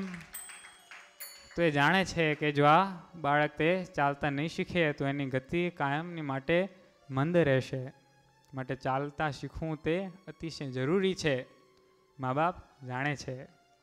તો આપણા સત્સંગના સિદ્ધાંતો તેનું ઇંગ્લિશમાં અનુવાદ કરી અને છોકરાઓને સમજાવવા તે વ્હીલચેરમાં બેસાડી અને એને ધક્કો માર્યા બરાબર છે. અને જો ગુજરાતી પાકું હશે તો પોતાની મેળે આ ભગવત પ્રાપ્તિના માર્ગમાં, આ સત્સંગમાં એ ચાલી શકશે. કોઈના આધારિત એને નહીં રહેવું પડે. આપણે જુઓ ઉમંગભાઈ અને અવિનાશભાઈ, એમને થોડા વર્ષો પહેલાં જ સત્સંગ થયો, પણ એમને સત્સંગમાં કેવો રસ જાગ્યો અને સત્સંગમાં વડીલ હરિભક્તો દ્વારા સાચી સમજણ કેળવી અને ઘણા આગળ વધી ગયા. અને હવે કેવી જબરી જબરી સત્સંગમાં વાતો કરે છે. તો એ એટલા આગળ વધી શક્યા તેનું એક કારણ તો એ છે કે કોઈને એમને વ્હીલચેરમાં બેસાડીને ધક્કો મારવો પડ્યો નથી. આપણે વિચાર કરીએ કે જેમને ગુજરાતી ન આવડતું હોત તો કેટલો સમાસ થયો હોત. એટલે સિદ્ધાર્થભાઈનો પ્રતાપ પણ ખરો, તેમાં ના નથી, પણ કહેવાનો અર્થ એ છે કે એમને ગુજરાતી આવડતું હતું તો એમને સત્સંગમાં એવો રસ જાગ્યો, સત્સંગમાં એમને સ્વાદ જણાયો. એટલે અને બીજી વાત તો જે ઇંગ્લિશ રૂપી જે વ્હીલચેર છે તે કાંઈ સારી મજબૂત નથી. આપણે ઘણી વખતે સ્ટોરમાં જઈએ, ગ્રોસરી સ્ટોરમાં, અને તેમાં શોપિંગ કાર્ટ હોય, તેના પૈડા જામ થઈ ગયા હોય અને આપણે એને ધક્કો તો સીધો મારીએ પણ જાય અવળી.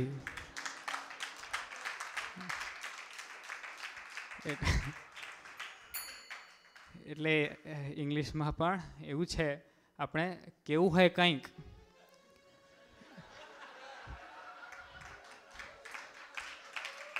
એમ નથી કહેવું. આપણે જે કહેવું હોય તેના માટે શબ્દ ન મળે અને કદાચ શબ્દ મળી રહે તો જે કહેવાનો જે ભાવ છે તે તો તેમાં ખોવાઈ જ જાય. એટલે આપણે બહુ વિચારવાની વસ્તુ છે કે ધારો કે આપણે ભગવાનનું સ્વરૂપ કેવું ઓળખવાનું છે તેની વાત આપણે કરીએ. તમે વિચારજો કે આને ઇંગ્લિશમાં કેવી રીતે કહેવાય. તો સૌ પ્રથમ તો ભગવાન દ્વિભુજ દિવ્ય સદા સાકાર છે. અતિશય મનોહર ભગવાનની મૂર્તિ છે. સદા 16 વર્ષની કિશોર મહાકૈવલ્ય ભગવાનની મૂર્તિ તે અતિશય મનનીય, રમણીય, કમનીય છે. ભગવાને લોયાના 18મા વચનામૃતમાં વાત કરી કે ભગવાન તો કેવા રૂપાળા છે કે કોટી કામદેવને લજ્જા પમાડે તેવા ભગવાન રૂપાળા છે. અને ભગવાનના સુખની આગળ તો અનંત રૂપવાન સ્ત્રીને જોયાનું જે સુખ તે તુચ્છ લાગે. તો આવું અતિશય સુંદર સુહામણું ભગવાનનું સ્વરૂપ છે. સ્વામીએ ધ્યાન પ્રકાશમાં પણ વાત કરી કે સંતો ભક્તો જ્યારે મહારાજના દર્શન કરવા આવતા ત્યારે ભગવાનનું એક અંગને નિરખે તો એ અંગને મેલી અને બીજું અંગ જોવાને સમર્થ ન થાય. તો એવું અતિશય સુખ, અપાર સુખ તે ભગવાનના એક અંગમાં રહેલું છે. અને ભગવાન કેવા મોટા છે તો કે અનંત કોટી બ્રહ્માંડ જેના રોમના કોટીમાં ભાગમાં ઉડતા ફરે છે તેવા જે અક્ષર, તે અક્ષરના પણ એ સ્વામી છે. એવા અક્ષરાતીત સર્વ કરતા હરતા કાળ માયાના પણ નિયંતા છે. મહારાજ કહે કે એ મૂર્તિ ઘનશ્યામ છે પણ અતિશય પ્રકાશે કરીને શ્યામ નથી જણાતી પણ અતિશય શ્વેત જણાય છે. તો એ ભગવાનનું પ્રકાશ, ભગવાનનું જે તેજ તે કેવું છે. મુક્તાનંદ સ્વામી કહે કે કોટી રવિચંદ્રની કાંતિ ઝાંખી કરે. બીજા પદમાં પણ લખ્યું કે અનંત કોટી ઇન્દુ તરણી સમ એસો હૈ અક્ષરધામ હો તે તામહી સદા બિરાજત સુંદર દ્વિભુજ શ્રી ઘનશ્યામ હો. તો એ તેજ તો એવું છે કે કોટી સૂર્ય અને ચંદ્રમાં તેનું તેજ જો આપણે ભેગું કર્યું હોય તો એ તેજને પણ ઝાંખું કરી નાખે એવું આ ભગવાનનું તેજ છે. અને હમણાં વાત આવી કે એ તેજ કાંઈ ઠંડુ કે ગરમ નથી, અતિશય શાંત છે. ભુવાનંદ સ્વામી કહે કે નથી તાપ, નથી તડકો, નથી શીતળ, નથી ભડકો, અતિશય શાંત તેજ છે. એ તેજ વડે કરી અને મહારાજ ભક્તિ માતાને નવમા તરંગમાં કહે કે આ તેજ વડે તો ભવ બ્રહ્માદિ બધા સુખી છે. ભક્તિ માતાને થોડી બીક લાગી, બધું તેજ બતાવ્યું ને એટલે ભક્તિ માતાને કે આ શું? મહારાજ કહે કે આ તેજ વડે તો ભવ બ્રહ્મા બધાય સુખી છે, આ તેજ તમને નહીં નડે. તો આવું ભગવાનનું તેજ છે. ભગવાન આવા મોટા છે. નિષ્કાનંદ સ્વામી લખે કે ભગવાનની મૂર્તિ તો અતિશય સુખકારી છે, મંગળકારી છે, મંગળ મૂળ છે. માટે મૂર્તિ મંગળ મૂળ સુખકારી જે એથી પામ્યા સુખય તોડ સુખકારી જે એથી અમંગળ નહીં કેનું સુખકારી જે શું શું કહી દેખાડું તેનું સુખકારી જે મંગળ કર ચરણાદિક કહીએ સુખકારી જે મંગળ નખશી ખાલગી લઈએ સુખકારી જે મંગળ ચાલ્ય ચરિત્ર માનું સુખકારી જે મંગળમાં અમંગળ શાનું સુખકારી જે મંગળ મૂર્તિ જેણે જોઈ સુખકારી જે તેને ન્યૂન ન રહી કોઈ સુખકારી જે મંગળ મૂર્તિ જોઈ મેં મને સુખકારી જે રાજે રહું છું રાત્ય દને સુખકારી જે મંગળ મૂર્તિ જોતા મારે સુખકારી જે સઈ ઓછપ છે આવારે સુખકારી જે પૂર્ણ કામ પ્રગટ પ્રતાપે સુખકારી જે એમ મને મનાણું આપે સુખકારી જે તેનો નથી થાપ ઉત્થાપ સુખકારી જે તે તો પ્રગટ ને પ્રતાપ સુખકારી જે મૂર્તિ સંભરવા સારું સુખકારી જે કરતું મનસું બહુ મન મારું સુખકારી જે તે તો પૂર્ણ થયો પ્રમાણ સુખકારી જે કર્યા મૂર્તિના વખાણ સુખકારી જે હરિ સ્મૃતિ થાય હૈયે સુખકારી જે માટે હરિ સ્મૃતિ કહીએ સુખકારી જે કહેતા સુણતા મટે ભવફંદ સુખકારી જે એમ કહે નિષ્કુળાનંદ સુખકારી જે નિષ્કાળ સ્વામી કહે છે કે ભગવાનની મૂર્તિ તો અતિશય મંગળકારી છે, સર્વ મંગળનું એ મૂળ છે. જેણે ભગવાનની મૂર્તિ જોઈ તેને કઈ ન્યૂનતા રહી. સ્વામી કહે કે આ ભગવાનની મંગળ મૂર્તિ તેના ગુણ ગાતા હું હંમેશા અંતરમાં ફૂલાતો રહું છું અને ભગવાનની મૂર્તિને જોઈ અને રાજી રહું છું રાતે દિવસ.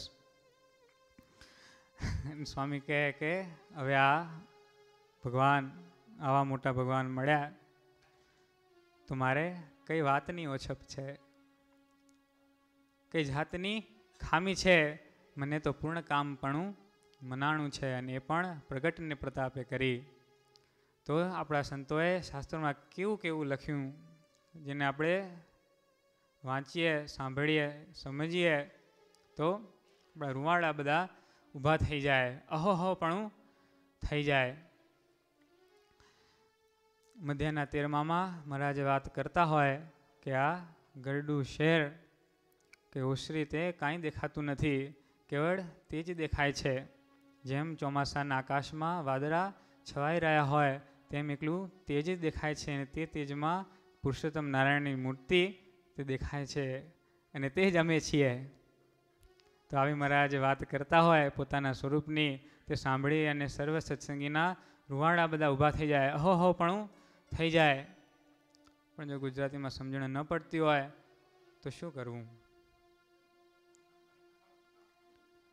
એટલે શીખવું તો બહુ જ જરૂરી છે, અને બધાને આવડે જ છે. હવે પાકું કરવાનું છે ખાલી. અને છોકરાઓ, આપણા વડીલ હરિભક્તો જે છે તે બધા એક એક જ્ઞાનના ભંડાર છે, જ્ઞાનના સમુદ્ર જેવા છે.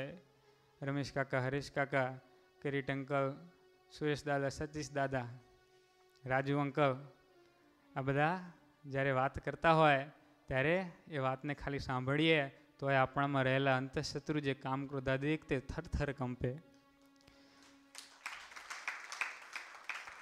તો આપણા વડીલ હરિભક્તો પાસે આવું જ્ઞાન છે, પણ આપણે જો ગુજરાતી નથી આવડતું તો તે આપણે એમની પાસેથી કેમ શીખશું?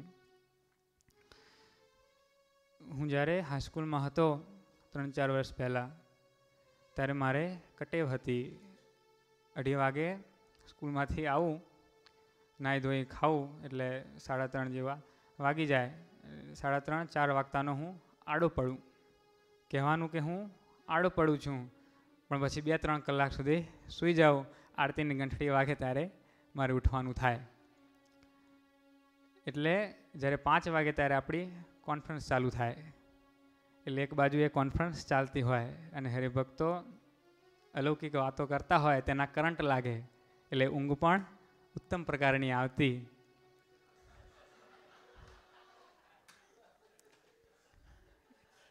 એક વખતે રોજના ક્રમ પ્રમાણે હું સૂઈ ગયો હતો, ભર નિદ્રામાં હતો, અને આ એક બાજુ આપણી કોન્ફરન્સ ચાલુ હતી.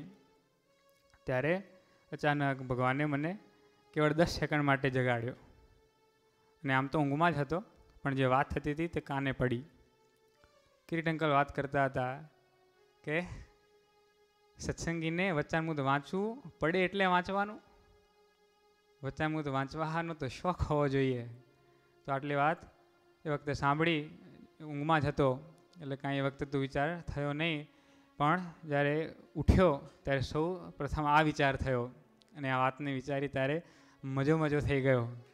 અને ભલે કેવી અદ્ભુત વાત થઈ કે આપણે શાસ્ત્ર વાંચવા તેમાં આળસ આવતી હોય તો આ વાતને સંભાળીએ તો તે આળસ પણ દૂર થઈ જાય. અને આપણા જે શાસ્ત્રો છે, ભક્ત ચિંતામણી, નિષ્કળાનંદ કાવ્ય, વચનામૃત, સત્સંગી જીવન, ઘનશ્યામલાલ મુત્સાગર, સ્વામીએ હરિપદેશ અમૃત અને ધ્યાન પ્રકાશને આપણને ભેટ આપી.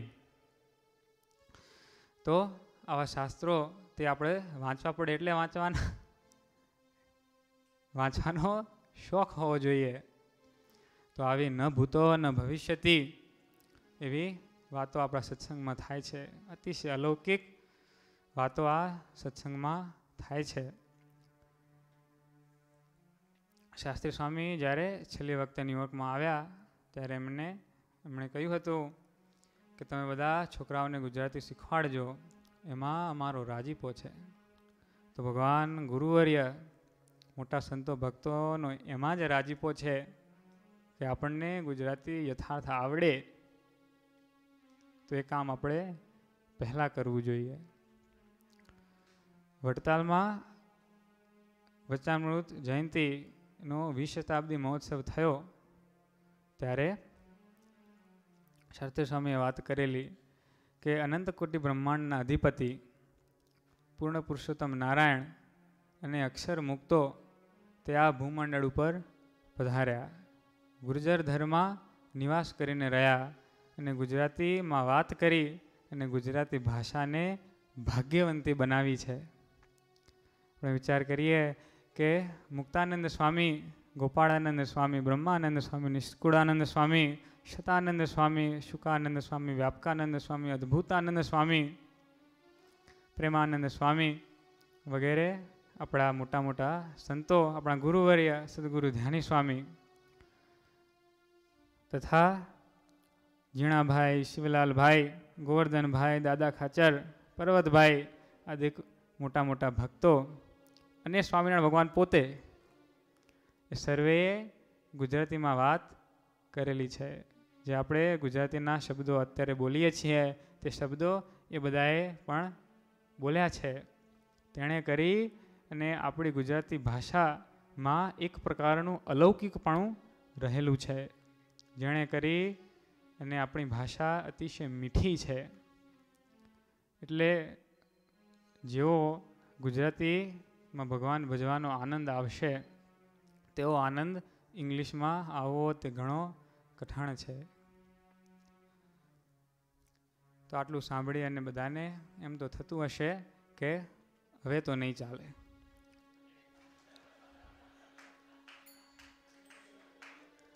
હવે ગમે એમ કરી અને ગુજરાતી ને પાકું છોકરાઓને કરાવવું છે. છોકરાઓ બધા ક્યાં છે મને દેખાતા નથી, આગળ બેઠા. હું વડીલો સામે પાછળ જઉં છું. આપણા ખાસ ધ્યાન રાખવાનું કે તે વિના તો મોટી ખોટ રહી જાય છે.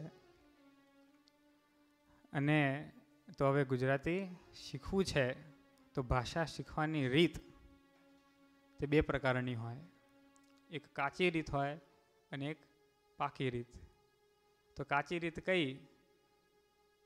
તો કે જે ભાષા આવડતી હોય તે ભાષાના આધારે બીજી ભાષા શીખવી તેને કાચી રીત કહીએ. ઇંગ્લિશના ટેકાએ સહિત એ ગુજરાતી શીખવું તે કાચી રીત કહેવાય. એક એક શબ્દના ભાષાનું ભાષાંતર કરી અને સમજાવવું તેને કાચી રીત કહેવાય. અમને 6ઠા ધોરણથી સ્પેનિશ ભણાવતા હતા. શું કરે તો અમને સ્પેનિશમાં શબ્દો આપે, ઇંગ્લિશમાં શબ્દો આપે, તે અમે ગોખી નાખીએ. એનું ગ્રામર આવે એ પણ અમે ગોખી નાખીએ. એટલે પરીક્ષા આવે ત્યારે તો માર્ક પૂરા આવે. પણ જ્યારે બોલવાનું કીધું હોય ત્યારે તકલીફ પડે, શબ્દ ન મળે. એમ કરતાં 11મું ધોરણ આવ્યું ત્યારે એવી એક ટીચર આવી કે એને એવી સિસ્ટમ કરી કે દરેક વિદ્યાર્થીએ હાથ ઊંચો કરી અને સ્પેનિશમાં 5 વાર બોલવાનું ફરજિયાત, નહીં તો ગ્રેડમાં એ પોઈન્ટ બાદ કરે. એટલે અમને બધાને ગ્રેડની લાલચ તો હોય જ.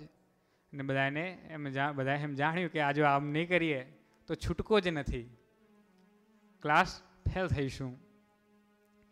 અને અડધું વર્ષ થયું ને ત્યારે એણે એવું કર્યું, એને ખબર પડી કે બધા પાછળ ઇંગ્લિશમાં બોલે છે ક્લાસમાં. એટલે એણે એમ કર્યું કે જો તમે કોઈકની કમ્પ્લેન કરો કે આ ઇંગ્લિશમાં બોલે છે તો એને આપેલો એક પોઈન્ટ હોય એ પાછો લઈ લે. એટલે શું થાય, 1 કલાક 1.5 કલાકનો એ પીરિયડ હોય અને એમાં અમે 25-30 જણા 5-5 વાર બોલવાનું. એટલે બોલવાની પડાપડી થાય.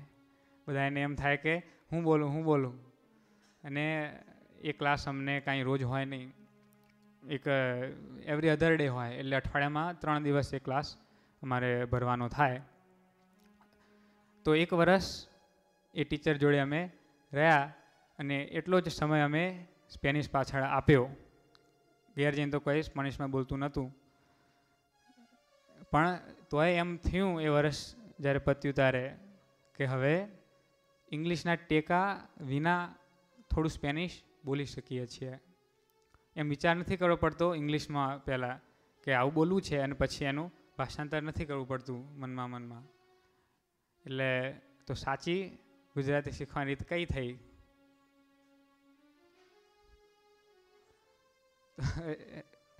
ઇંગ્લિશના ટેકાએ રહિત ગુજરાતી શીખવું.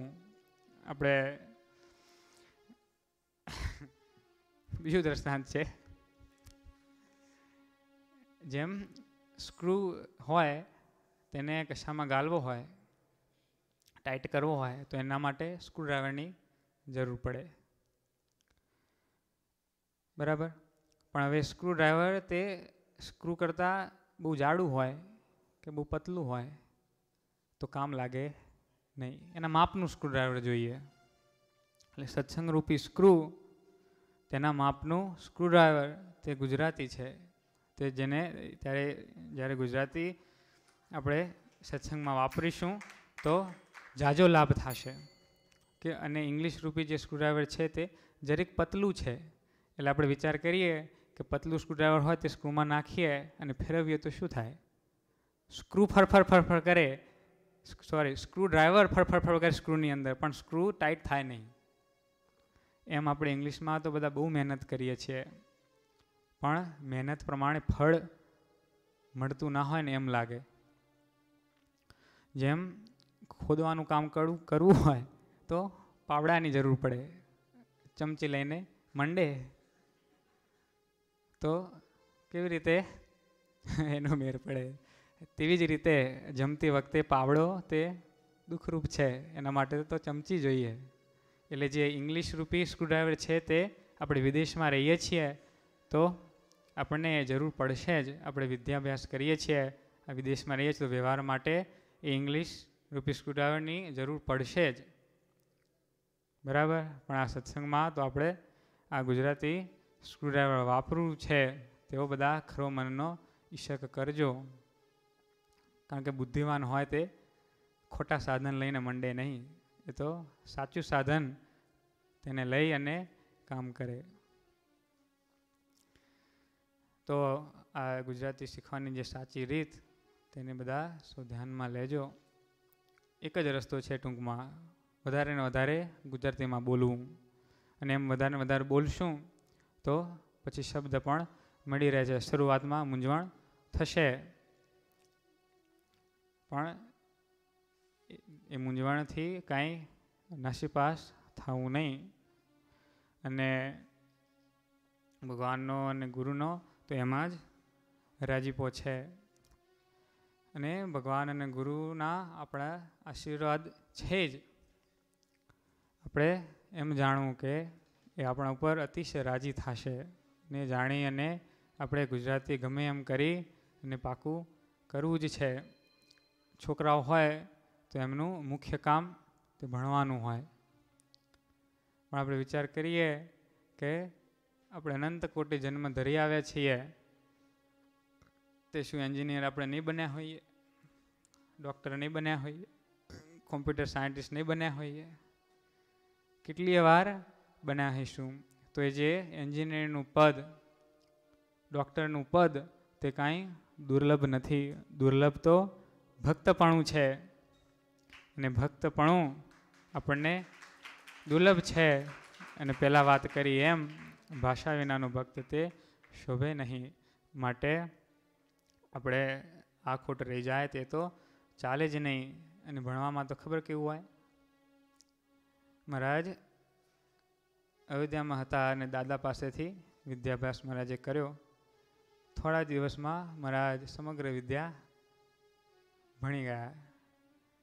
એટલે તે જોઈ અને અયોધ્યાવાસી બધા સૌ આશ્ચર્ય પામ્યા કે થોડા દિવસમાં ઘનશ્યામ મહારાજ તો આટલું બધું આ શાસ્ત્રના સર્વ રહસ્ય તે ભણી ગયા.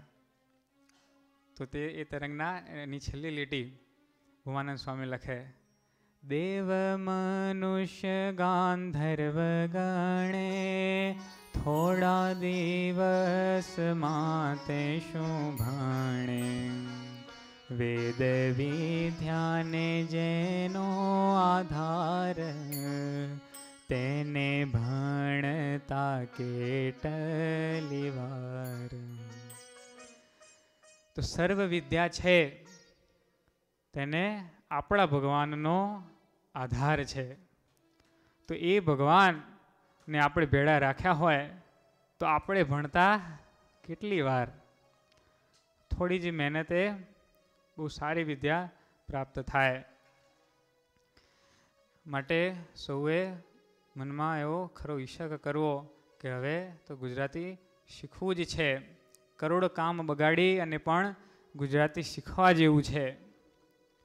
અને આપણા ભગવાન તો એવા દયાળુ છે કે એવો આગ્રહ આપણે રાખશું તો આપણું એકેય કામ બગડવા નહીં દે, આપણા ઉપરથી બધાએ કામ સુધરી જશે. તેવી તકમાં હું પણ આવ્યો જીવન જાણું છું, મારો ફેરો સફળ ફાવ્યો જીવન જાણું છું, મારા સરિયા સર્વે કાજ જીવન જાણું છું, તે તો તમે મળે મહારાજ જીવન જાણું છું. ભગવાન આવા મોટા મળ્યા તે દિવસથી જ આપણા સર્વ કામ તે સર્યા છે. અને આપણા ભગવાન તે કેવા દયાળુ છે. જેમ પાડે જનની પુત્રને બહુ બહુ કરી જતન, એમ જાળવે નિજ જનને બહુ ભાવે કરી ભગવન. જેમ માં પોતાના બાળકની રક્ષા કરે છે, જેમ માં પોતાના બાળકનું ધ્યાન રાખે છે, તેમ ભગવાન પોતાના ભક્તનું ધ્યાન રાખે છે. હરિસ્મૃતિ એમાં જે મહાત્મ ચિંતામણી છે તેમાં નિષ્કાળાનંદ સ્વામી લખ્યું કે એવા મોટા છો મહારાજ જીવન જાણું છું, તે મળ્યા છો મને આજ જીવન જાણું છું, તે તો નાથ કરી છે દયા જીવન જાણું છું, તે ગુણ કેમ કરી જાય કૈયા જીવન જાણું છું. સૌ પ્રથમ તો મહારાજે એ મોટામાં મોટી દયા કરી કે ભગવાન આપણને મળ્યા. આવા મોટા ભગવાન તે આપણને મળ્યા. આપણે ગમે એટલા પુણ્ય કર્યા હોય તો એ ભગવાન તો એ કરતાં પણ અતિશય મોંઘા છે. મળવું તમારું છે મોંઘું જીવન જાણું છું, તે તો સૌને થયું છે સોંગું જીવન જાણું છું, ક્યાંય અમે ને ક્યાંય આપ જીવન જાણું છું, કીડી કુંજરનો મેળાપ જીવન જાણું છું. માટે હે મહારાજ તમે મને મળ્યા છો એ તો કેવળ દયાએ કરી અને મને મળ્યા છો, અને તમે મારા ઉપર તો અતિશય મહેર કરી. આજ સુધી પણ અમારી જીવન જાણું છું, રાખો છો ખબર સારી જીવન જાણું છું, પડે પડે કરો પ્રતિપાળ જીવન જાણું છું, એવો બીજો કોણ દયાળ જીવન જાણું છું. ભગવાન આપણી પડે પડે સંભાળ રાખે છે, આપણી રખવાળ કરે છે, તો આપણને હવે શું ચિંતા છે. બીજો એવો કોણ કૃપાળુ જીવન જાણું છું, તમે વિના દીઠા નહીં દયાળુ જીવન જાણું છું. હે તમે દીન તણા છો બંધુ જીવન જાણું છું, સુખકારી સુખના સિંધુ જીવન જાણું છું, તમે નાથ અનાથ જનના જીવન જાણું છું, તમે મહેરબાન છો મનના જીવન જાણું છું, તમે નો ધારણયા ધાર જીવન જાણું છું, તમે દુર્બળના દાતાર જીવન જાણું છું, તમે ભક્તના ભય હરતા જીવન જાણું છું, નિજ જનને નિર્ભય કરતા જીવન જાણું છું, તમે સંત જનના સ્નેહી જીવન જાણું છું, કાપો કષ્ટ પડે જેહી જીવન જાણું છું, તમે દાસ તણા દુઃખ કાપી જીવન જાણું છું, કર્યા સુખિયા સુખ જે આપી જીવન જાણું છું, એવા ભક્ત વત્સલ ભગવાન જીવન જાણું છું, દીધા આશ્રિતને અભયદાન જીવન જાણું છું, તમે અશરણના છો શરણ જીવન જાણું છું, દુઃખ ટાળી સુખના કરણ જીવન જાણું છું. આપણા ભગવાન આવા દયાળુ છે, જે દીન છે તેના બંધુ છે, જેને કોઈ આધાર નથી તેના એ આધાર છે, અશરણના એ શરણ છે, દુર્બળના દાતાર છે, અને ભક્તના સમસ્ત ભયને હરી લઈ અને ભક્તને અભયદાન ભગવાન આપે છે. અને ભગવાન પોતાના ભક્તના જે દુઃખ છે તે સર્વે હરી લઈ અને ભગવાન પોતાના ભક્તને સુખિયા કરે છે. તો એવા ભક્ત વત્સલ આપણા ભગવાન છે. તો હવે કોઈએ નાસીપાસ થવું નહીં, પણ પ્રાપ્તિ તો બહુ મોટી છે, માટે તેને પામવા સારું નિર્ણય કડક તો લેવા પડશે જ. એટલે બને ત્યાં સુધી ઘરમાં જો ગુજરાતી જ બોલો તો સારું, અને છોકરાઓ મા બાપ સાથે વાત કરે તેના કરતાં વધારે એકબીજામાં વાત કરતા હોય, એટલે જો એમાં પણ ગુજરાતી બોલવા વધારે બોલાય તો સારું. જેવી જેની ધગસ ને જેટલી આપણે વધારે મહેનત કરશું મંડીશું તો તેટલું વહેલા આપણને આ જે આપણે કરવું છે તે કામ થશે. એટલે અને કોઈ નાશીપાસ તો થવું જ નહીં. આપણા ભગવાન આવા દયાળુ છે. સ્વામી કાયમ કહેતા કે કાળા માથાના માનવીથી શું ન થાય. ઉપદેશામૃતમાં પણ લખ્યું કે કરત કરત અભ્યાસા જડમતી હોત સુજાના. એમ અભ્યાસ કરવો પડે. પ્રથમના 20મા વચનામૃતમાં મહારાજે વાત કરી કે જેને સત્સંગ મળ્યો છે તેને તો પોતાનું સ્વરૂપ જોવું તે પોતાના હાથમાં જ છે અને તેના વિશે પરમાત્મા પણ જોવા તે પણ એના હાથમાં જ છે. માટે જે કાંઈ કસર રહી જાય છે તે પોતાને આળસ્ય કરીને રહી જાય છે. તો જો આત્મદર્શન થતું હોય તેમાં રહેલા ભગવાન તેમનું પણ દર્શન થતું હોય તો એક ભાષા કેમ ન આવડે. એ તો આપણે મંડીએ તો ભગવાન જરૂર સહાય કરે. ગોપાળાનંદ સ્વામીએ એક જબરજસ્ત વાત કરી કે ટીટોળી હતી એ સમુદ્રના કિનારે એના બચ્ચાને લઈને ઊભી હશે. સમુદ્રનો એવો એક મોજો આવ્યો અને એના બચ્ચા સમુદ્રમાં તણાઈ ગયા.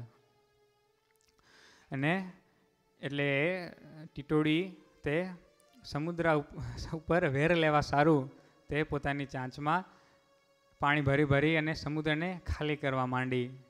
અને તે ટાણે ગરુડજી પણ ત્યાંથી પસાર થતા હશે. એમણે જોયું કે આ ટીટોળી તે આ સમુદ્રને ખાલી કરવા જાય છે.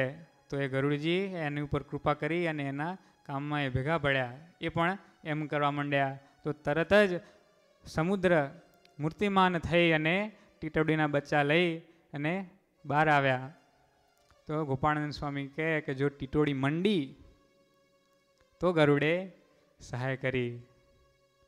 તેમ જીવ સાચો થઈને એકાંતિક થવાને અર્થે સાધન કરે તો તેને શ્રીહરિજી તથા તેમના સંત તે જરૂર સહાય કરે. માટે ભગવાનનું બળ રાખી અને પુરુષ પ્રયત્ન કરવો તે મોટાનો મત છે. મન ગમતું મિલી કરીને મત મોટાનો મન ધારીએ. પ્રસન્ન કરવા છે પ્રાણપતિને એટલું તો જરૂર વિચારીએ. અંતરયામિની આગળ નહીં ચાલે જૂઠું જરાય. એમ વિચારી આપણે કસર ન રાખવી કાય. તો મનગમતું હવે ક્યાં લગી કરશું. મોટાનો મત શું છે તેનો વિચાર આપણે કરવો. ગમે એમ કરી અને ભગવાનને રાજી કરવા છે. ને કોઈ મનુષ્ય હશે તો તેને આપણે છેતરી શકશું. તેની આગળ કાંઈ આપણે છુપાવી શકશું. પણ અંતર્યામી નાથ આગળ તો આપણે શું સંતાડીશું. એવો વિચાર કરીને અંતરમાં દ્રઢાવ કરવો કે હવે આ વારે તો કોઈ જાતની કસર રહેવા દેવી જ નથી.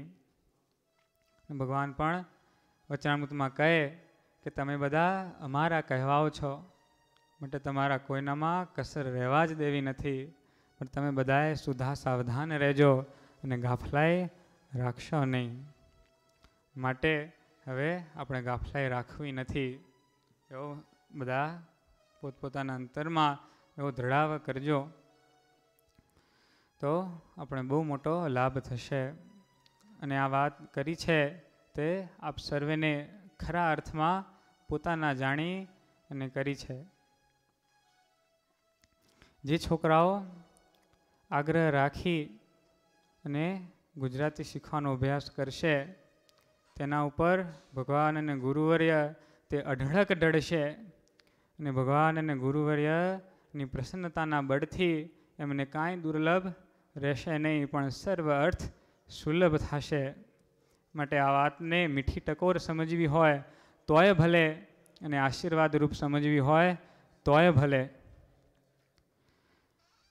મારાથી કાંઈ વધારે બોલાઈ ગયું હોય તો મને માફ કરજો. તમારો જ છું. આ તો મને પ્રવચન રૂપી સેવાનો લાભ મળ્યો, એટલે મને ફાવી તેવી ભગવાન અને ગુરુએ સુજાડી તેવી યથામતી અનુસાર આ વાત કરી છે. તમે બધા રાજી રહેજો. તમારો હરિભક્તોનો રાજીપો તે મારી માટે બહુ મોટી મોજ છે. અને તમે બધા રાજી થયા હોય તો મને એવા આશીર્વાદ દેજો કે ભગવાન શ્રીહરિ સાથે મારે અસાધારણ હિત થાય અને તે હિતે કરી અને ભગવાનની મૂર્તિ મને પળમાત્ર માટે પણ વિસરાય નહીં. તો આજના શુભ દિવસે આપણે બધાએ ભેગા મળી અને ભગવાન સ્વામિનારાયણ અને ગુરુવર્ય સદગુરુ ધ્યાની સ્વામીને પ્રાર્થના કરીએ કે જે છોકરાઓ આગ્રહ રાખી અને ગુજરાતી શીખશે, ગુજરાતી શીખવું તેને જીવનમાં પ્રાધાન્ય આપશે, તેના ઉપર હે મહારાજ, હે ગુરુજી, તમે અઢળક ઢળજો, તેની સર્વ રીતે તમે સહાય કરજો. અને આ જે અમારો શુભ આશય, શુભ મનોરથ તે તમે જલ્દીમાં જલ્દી પૂર્ણ કરજો, જેથી કરી અને આવતા પાટોત્સવ સુધી તો બધા છોકરાઓ કડકડાટ ગુજરાતી બોલતા થઈ જાય.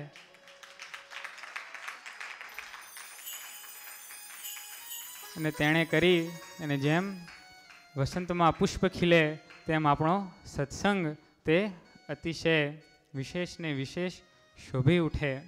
તો એવી ભગવાન શ્રીહરિ અને ગુરુવર્યના પવિત્ર ચરણ કમળમાં પ્રાર્થના સાથે મારી વાણીને વિરમું છું. બોલો ઘનશ્યામ મહારાજની જય. સ્વામિનારાયણ ભગવાનની જય. Swaminarayan.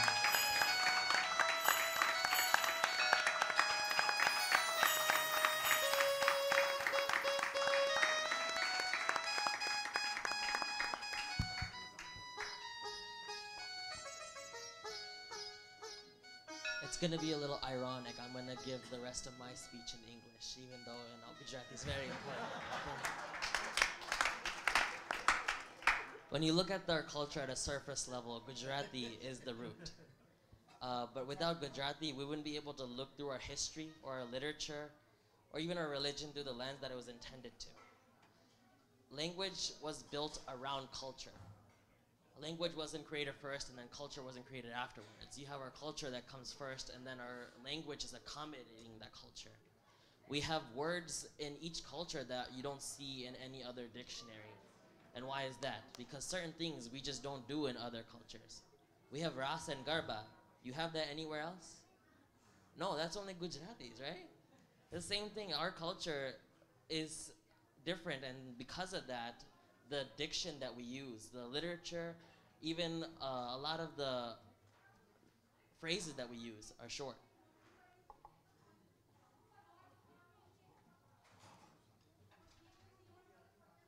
And because of this culture, our language is really special, you know?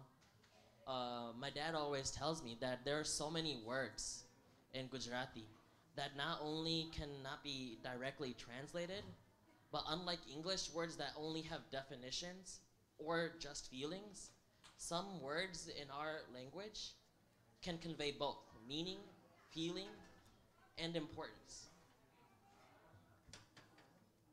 With so many words and phrases that cannot be translated directly or even vocab that conveys meaning on a different level that English cannot, being able to understand or read these texts in the language that we're intended to is important to be able to convey the most direct meaning. Raj gave an example how Spanish and English can be translated, right? Back and forth. And that's only because the cultures were similar. We had people come over and then, there was conquest in Spain. But English was a culmination of multiple languages and Spanish was one of them. But with other cultures that are not similar, we can't do that. The direct translation is only like accommodating maybe like 70%, maybe less of our language. And because of this, we have to try and, take on the responsibility of learning our own language so we can understand everything that is put into our history and our literature, our sastras, anything that Swamiji Maharaj has said in the proper way it was supposed to be read. And, you guys hear this and you understand that it's not something that just me or your parents are saying, trying to convince you to learn Gujarati. But this is something that linguistic experts have said, that there are certain cultures that have their languages that it doesn't work. You cannot translate stuff over. And because of that, what Raj was saying was correct. Our language is important. Learning Gujarati is important. And it doesn't need to be instantaneous. We don't have to, learn it right away, like Raj was saying. You learn a little bit at a time. You start with just speaking with your parents. Start replacing Gujarati at hall or start replacing English with Gujarati at hall. And over time, it'll just become natural.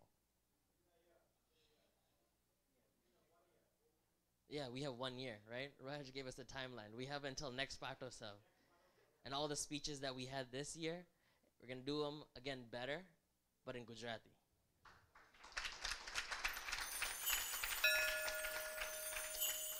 So the next speech we have is Ram, who's doing his speech on Nishchay.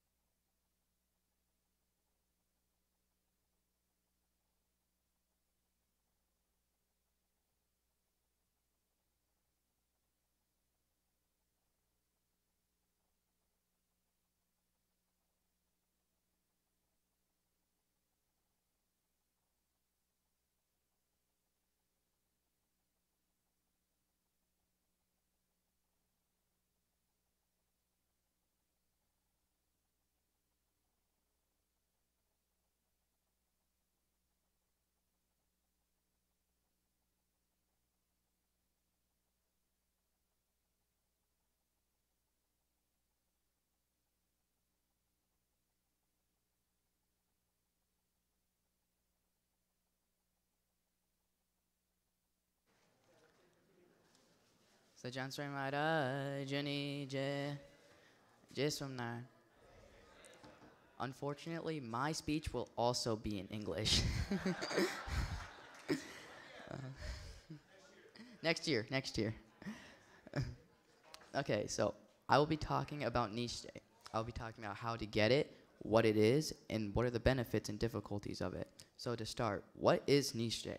Niche Day, to put simply, is basically the firm faith in Bhagwan. No matter what happens, you won't think, oh, Maharaj did this because it's bad for me. Maharaj, you think that Maharaj is always doing something because it's good for you, and it's true. Maharaj will never do anything to harm you. He will always do something good to help you. And no matter what happens, any natural disaster or anything, you will still have that faith in Maharaj, and you will never let go of that. That is what true Nischay is. So how do you get Nischay? So the first step is, and you have to realize something, is Nischay is extremely difficult to get. It's not something that will come easily. You have to work for it. And it's true, anything that's worth having is worth working for. You don't want to just go outside and just get some dirt. I mean, what's the point? You could get it easily, but it's not worth having. Anything that's worth having is worth working for. So the first step to getting Nischay is you must realize the glory of Bhagwan. And he showed us this many times. In all these leelas, he showed us how he can do anything. He is Maharaj.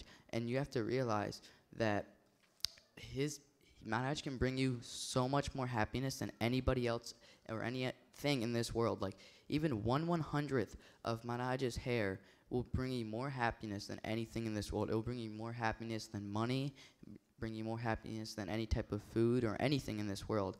And just that small piece, I could hold that piece up and you probably couldn't even see it.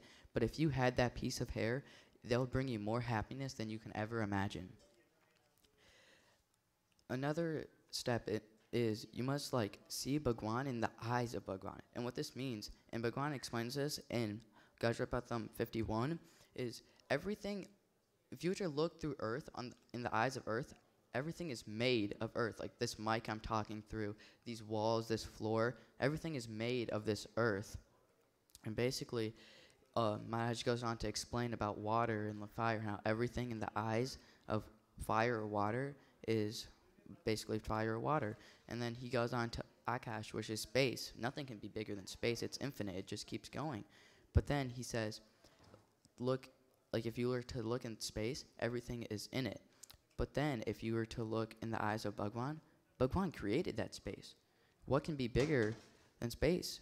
Bhagwan is bigger than space. He's the one that basically helped us realize this. And what he was trying to get at is you can't realize the glory of Bhagwan through your antagans. You have to realize it through the eyes of Maharaj. You can't use your own senses. You can't just look at Maharaj. You have to truly understand what he's trying to say to realize his glory. Another step is you must realize that Bhagwan, he takes the form of a human. He's not just this light. He's not just this light that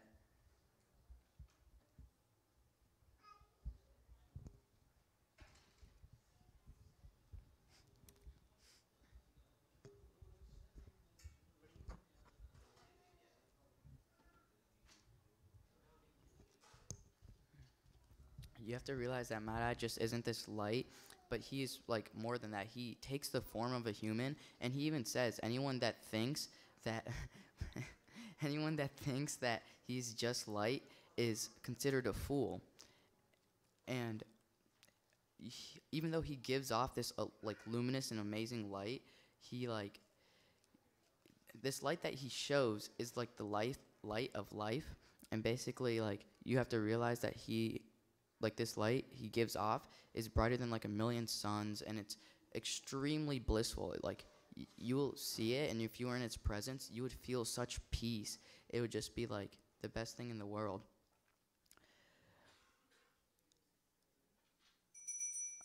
Also, as Raj was saying earlier, in Sarang Book 13, Maharaj talks about Nishray and how you have to get Nishray through the Shastras. You can't just think of Maharaj and have that faith through him, because the Shastras explain Maharaj's personality. They explain his characteristics in ways that you can't just figure out on your own. So the only way to attain true Nishray is through those books and Shastras. And a person who has perfect Nishray thinks that there's nothing left in this world to obtain. They don't care about money. They don't care about wealth. They don't care about any of that. All they want to do is sit in satsang, and that's what you should do. We're very lucky to be in this satsang right now, and we shouldn't take that for granted. We have something that many others don't have, and that's fellow Hari Bhaktas. We have Swamiji to talk to if we really need advice. We have so many people that we can talk to. We should use that. There's no reason not to use the resources that we are given. So now I'll talk about some difficulties of getting Nishray and why it's something that's so hard to do. So when a lot of people try to get Nishray, one of the first steps I said was you have to realize that he takes this human form. But some people, when they try to realize this, they end up taking Avgun of him, because they start thinking, oh, Maharaj is like me. Maharaj has eyes like me. Maharaj has arms like me. But like that's not true. Maharaj's eyes and arms, they're so much more than ours. Like his arms and everything will give such blissful feelings and just amazing feelings, and there's nothing greater. And it's almost like a virus. Like once you start getting like this small organ, it's almost like duplicating. At first you might start to think what I just said about his eyes and arms, but then you might start to think, oh, Maharaj's personality isn't that good. Oh, Maharaj could have done this better. But no, you start to get this upgrade of him, and it's like a virus. It keeps duplicating in multiple and multiple. But just like most viruses out there, there's a cure, and that cure is our fellow Santos and Hari Bhaktos. If you listen to them, and if you ask them for their advice, they will help you, and you could get rid of this Avgun, and you can come back to satsang. And Maharaj even said he has never kicked anybody out of satsang. They all just leave on their own. And that's like, why would you want to ever leave satsang? Also, a person might start to blame Bhagwan for all the bads in the world. They might start to blame him for for example, like COVID.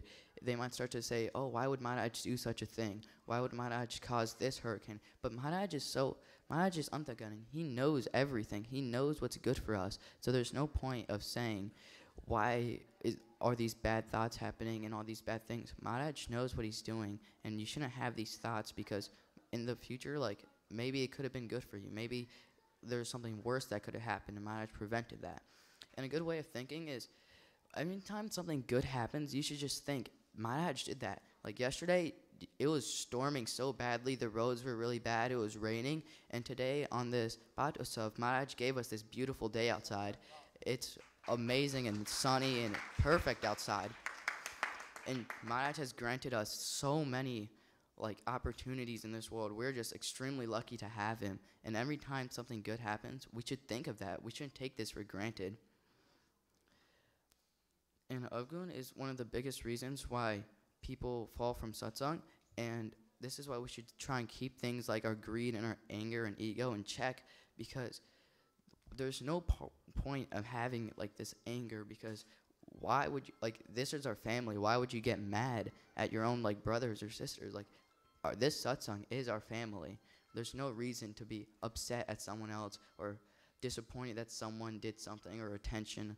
And if you really want, everyone knows the example of Arjun and how he was playing, I think it was dancing, and this other person, I forgot his name, but he wanted to learn how to dance as well, but he didn't go to Arjun. He went to other people, and he was mad that Maharaj was giving him this attention, and he wanted to learn, so he got upgun of it. But if you really want to learn, just go to the source. Say that you wanted to learn to play piano or something. Jignesh is willing to teach you. He would be more than happy to teach you. So you just have to go to each other and help each other. So the benefits of Nischay is, and if you have true Nischay, you'll be successful in satsang. The only place that you'll ever want to be is satsang. You don't want to be at school. You don't want to be at work. You want to be at satsang. It's the most happiest place. It's the best part of your day. And that's the main place that you want to be. You want to stay here, and you actually enjoy it. A lot of people come to satsang just because their parents might make them, they force them. But with Nischay, if you really understand, because we all know that Bhagwan is the most powerful, he's the creator, but do we truly, we have to believe that inside. We have to understand, and we have to think about that how he is truly the creator and destroyer of everything.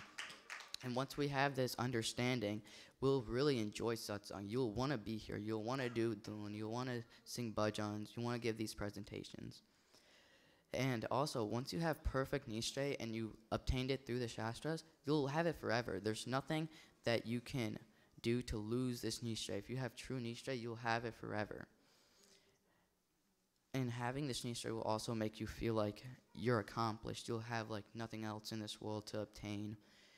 And you will be really happy. And also there's this example with, why would you want anything else that's not Maharaj? Think about it. Maharaj is like a diamond. It's this most precious and amazing thing, and everything else is dirt. If you can have this phone, you can have your money, but only a fool would give away that diamond for this dirt. Why would you give away Maharaj? Why would you take time out of your day away from Maharaj to be on your phone, to make money? There's no point. It's just a waste of time. And time is a very valuable thing that Maharaj has given us. He's given us this body so we can do satsang, and that's why we're all here today. So, lastly, we should have Nischay, because not to go to Akshardham. Akshardham is a reward. If a doctor was trying to save somebody, he shouldn't save someone because he gets money out of it. He should save them because that's the right thing to do. Just like that, we should be here not because we want to go to Akshardham. That's a reward, and Maharaj will do that later on for us. But we should try and build a real connection with him. We should try and understand him. We should try and make it so he's with us all the time, and that we truly build a true relationship with Bhagwan, and we build this love for him, not just to go to Akshardham. That's a reward that will come later on. And that concludes my speech on Nischay. Srinatha Maharaj, Ani Jai.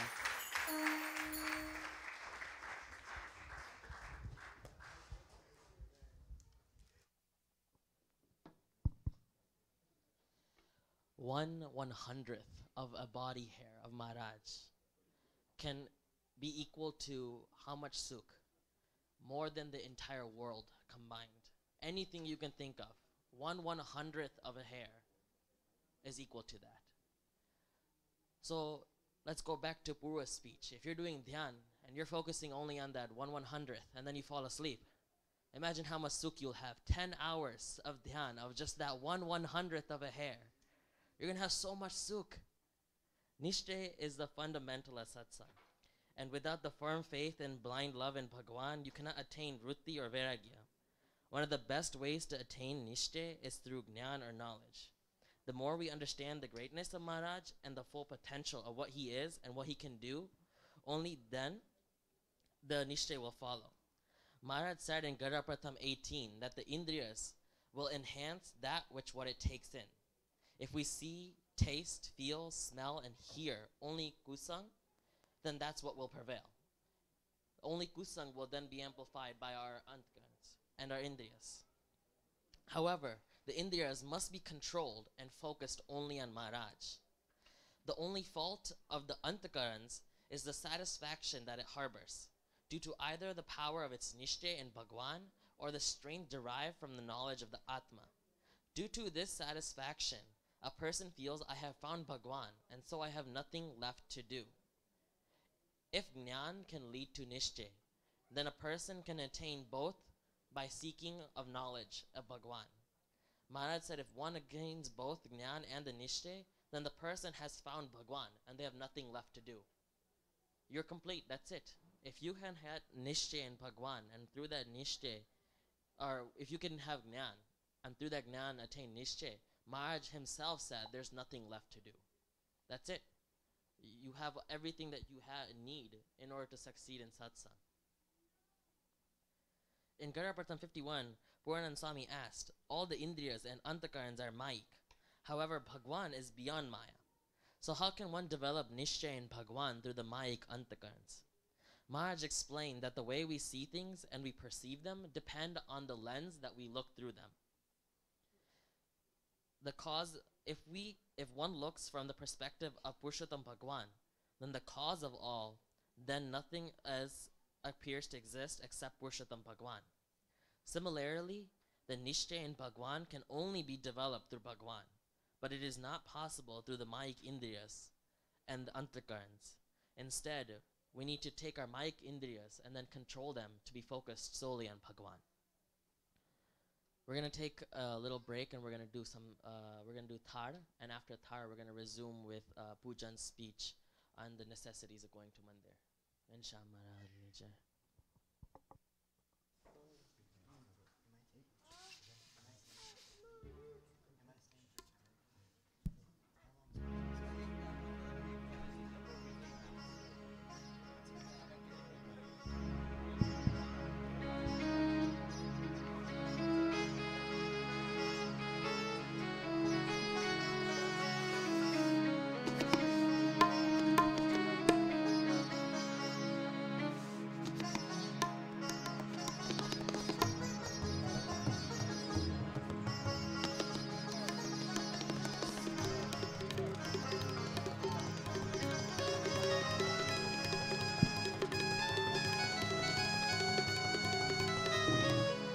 Ghanshyam મહારાજની જય. જમો ઘનશ્યામ પ્રીત કરીને, જમો ઘનશ્યામ પ્રીત કરીને, હું તો નિરખું પ્રેમ ધરીને, હું તો પ્રેમ ધરીને. જમો ઘનશ્યામ પ્રીત કરીને, જમો ઘનશ્યામ પ્રીત કરીને, હું તો નિરખું પ્રેમ ધરીને, હું તો નિરખું પ્રેમ ધરીને.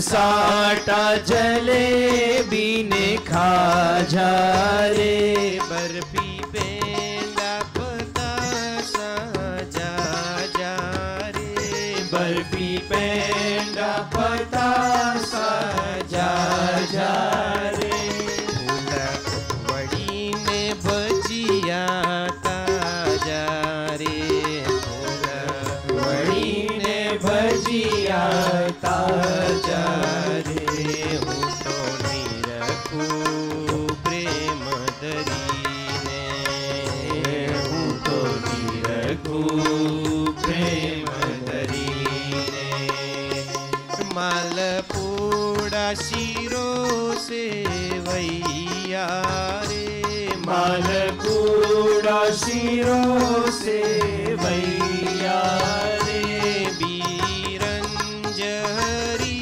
सो मोतिया रे बीरंज हरी सो मोतिया रे रस रोटली छे बड़ भैया रे रस रोटली छे बड़ भैया रे हूँ तो नहीं रखूँ प्रेम दरीने हूँ तो नहीं रखूँ प्रेम दरीने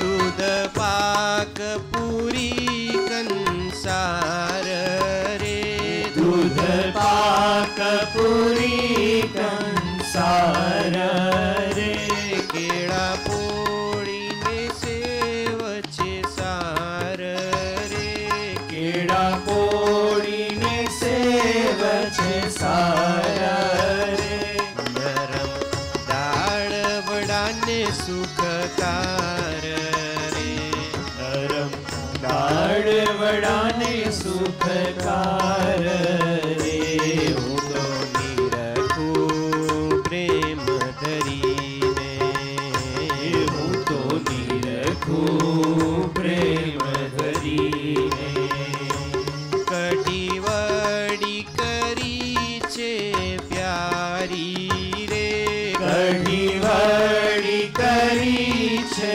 પ્યારી રે રૂડુરાઈ તું બાજી છે સારી રે રૂડુરાય તું બાજી છે સારી રે વાલોડ વંતાક મેલ્યા વગારી રે વાલોડ વંતાક મેલ્યા વગારી રે હું તો નહીં રખું પ્રેમ ધરીને હું તો નહીં રખું પ્રેમ ધરીને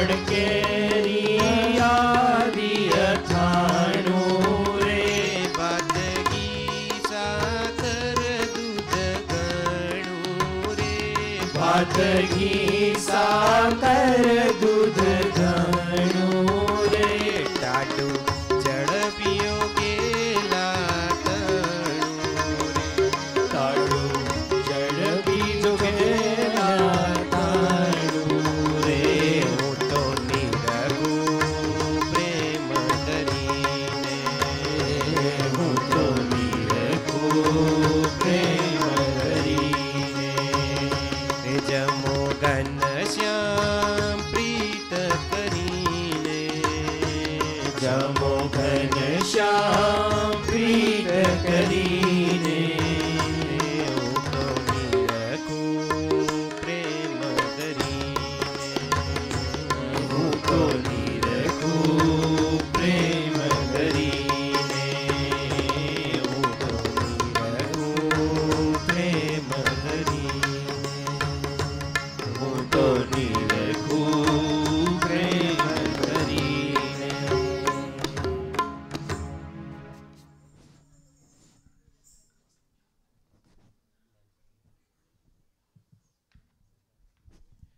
માનસી પૂજા કરીશું આપણે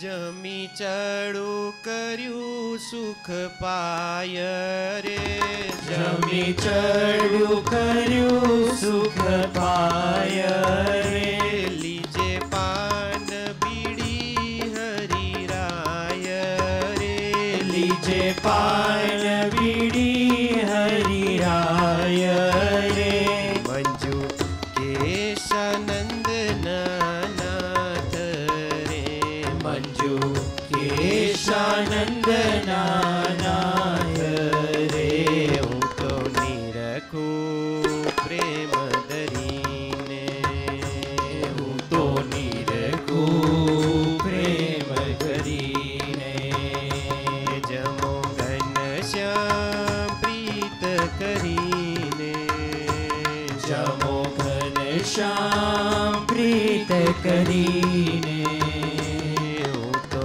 નિરખું પ્રેમ ધરીને હું તો નિરખું પ્રેમ કરીને હું તો નિરખું પ્રેમ કરીને હું તો નિરખું પ્રેમ કરી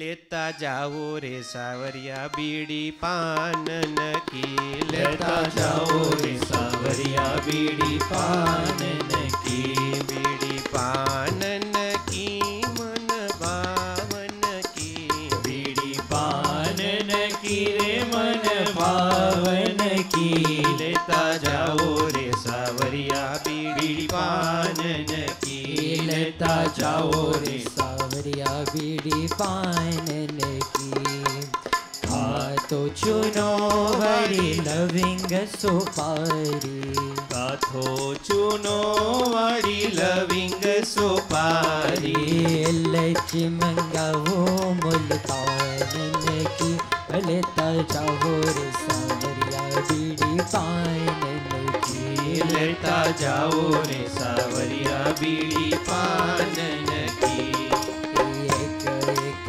बीड़ी मोर सासु नंद की એક એક બીડી મોરે સાસુ નણંદ કી दूसरी बीड़ी मोरे दूसरी बीड़ी मोरे लालन की लेता जाओ रे सावरिया बीड़ी पान की લેતા જાઓ રે સાવરિયા બીડી પાન નકી आओ श्री कृष्ण हरि पाटे बिसाड़ू આવો શ્રી કૃષ્ણ હરિ પાટે બેસાડું पाटे बेसाड़ू तमने पाटे बेसाड़ू પાટે બેસાડું તમને પાટે બેસાડું बाजी खेलाओ सारी रे नन्नती लेता जाओ रे सवरिया बीड़ी पान की લેતા જાઓ રે સાવરિયા બીડી પાન નકી प्रेमानंद करे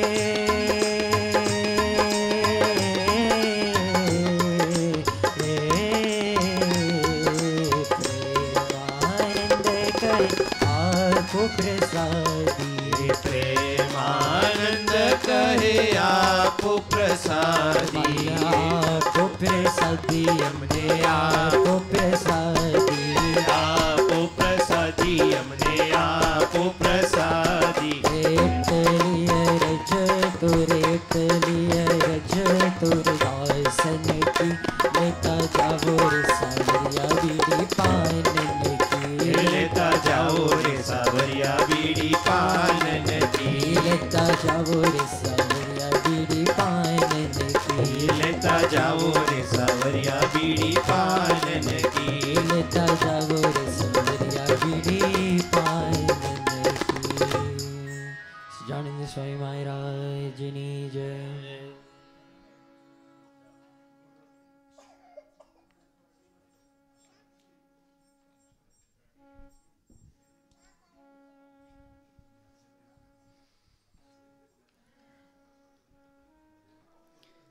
जय नाम हरिभक्तों આજે મારી એ ગાડી પે શોપિંગ કાર્ટમાં છે એટલે 2 પેડા ઇંગ્લિશમાં છે 2 પેડા ગુજરાતીમાં છે. રજભાઈ વાત કરી, I have 1 year, and in 1 year this speech will be in Gujarati next year.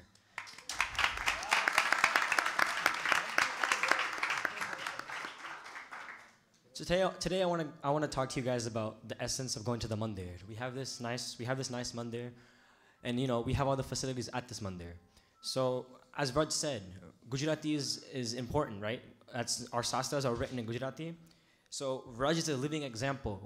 We used to go to mandir in Lakeland, and the Lakeland mandir we used to have shibirs for 2 to 3 days, and my dad would teach us Gujarati depending on the different schedule. We'd learn Gujarati for 2 or 3 hours in the session.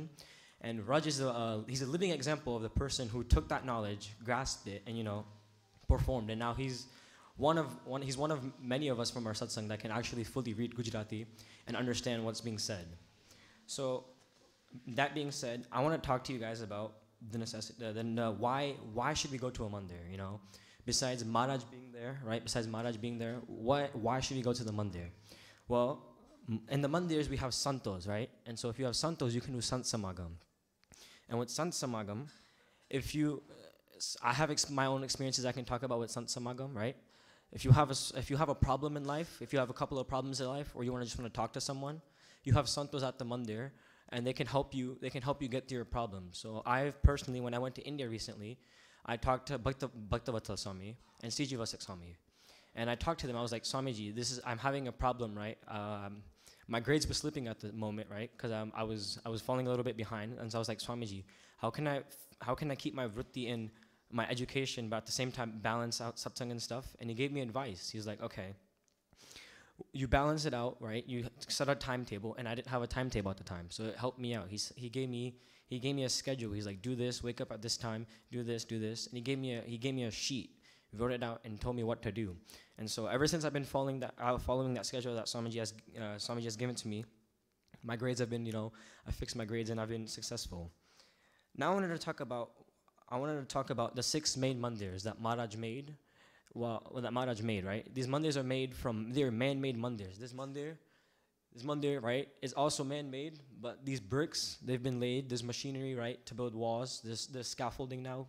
They didn't have that, It was standing on someone's back or trying to do something. So the 6 main mandirs would be Ahmedabad, Vartal, Bhuj, Dholera, Gadhra, and Junagadh. These 6 mandirs were the mandirs that Maharaj built.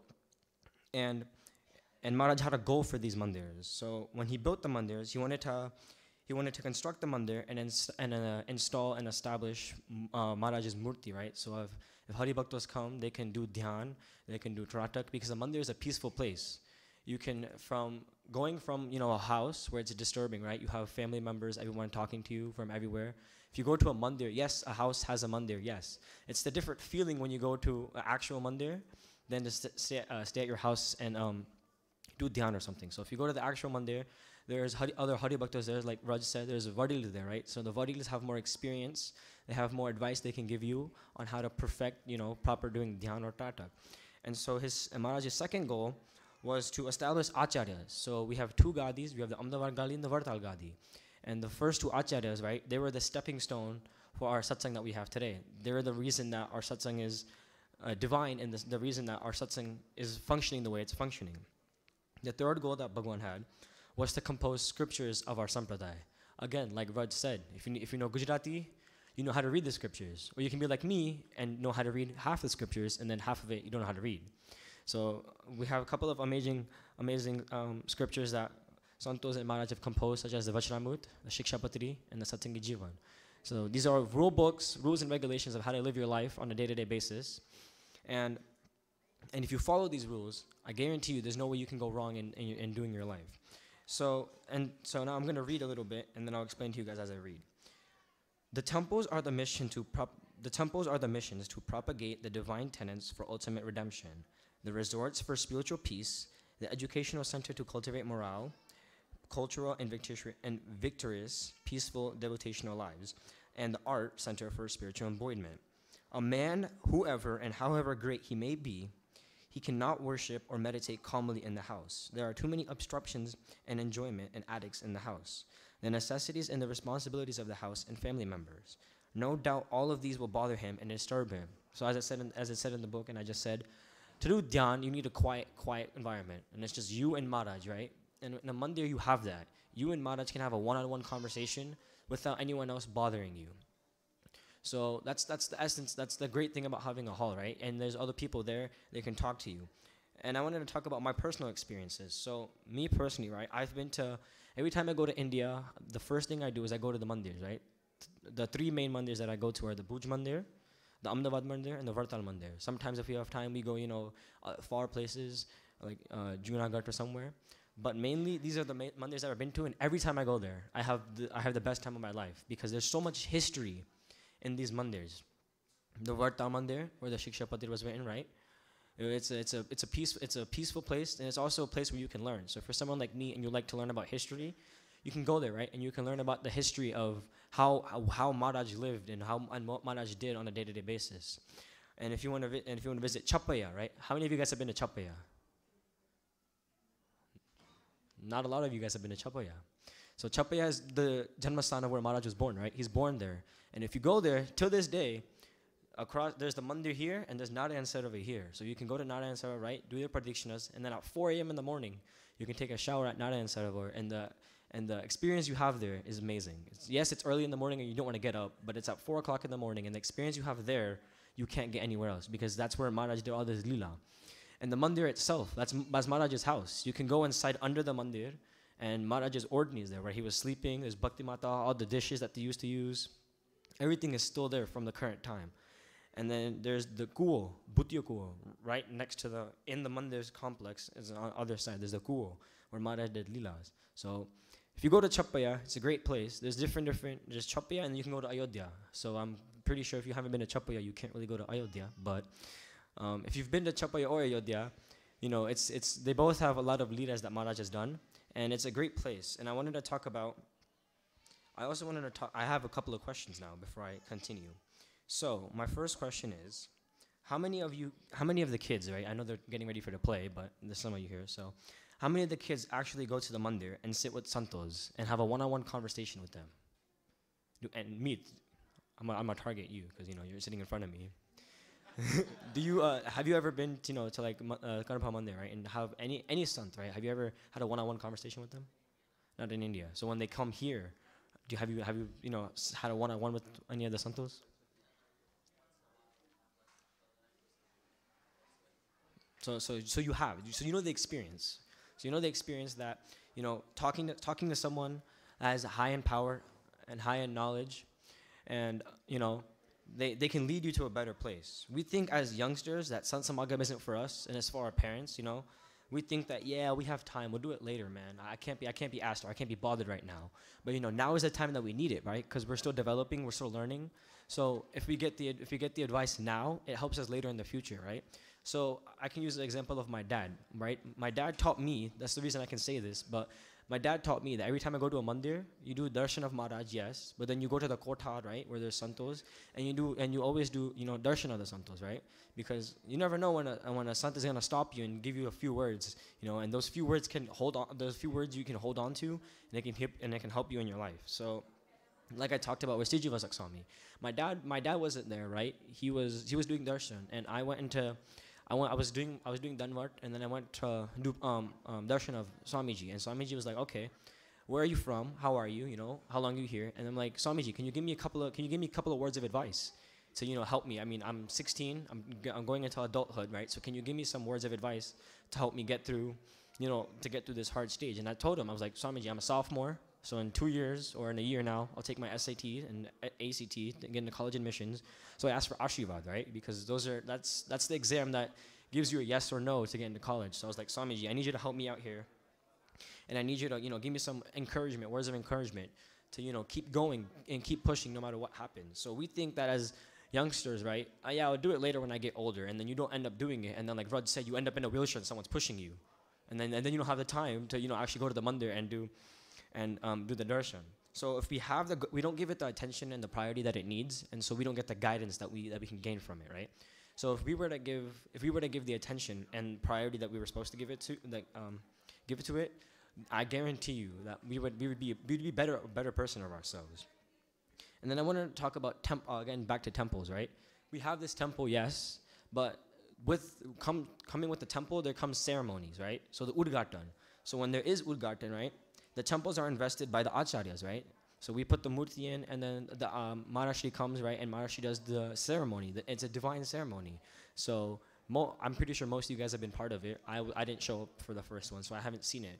I haven't seen the ceremony that happens when Maharashi does the stapana of the murti. But it's a peaceful environment, you know. You can go to a mandir and you can talk to anyone you want, because mandir is like a safe place. You know, like yes, your house is also your safe place, or like your own bedroom, but the mandir is a safe place for most of us, where, you know, we can talk to other people and people won't make fun of you. See, if you go to school, right, and you say something, people are going to start bullying you. People are going to be like, man, what is this guy talking about? He's lost his brain cells or something, you know.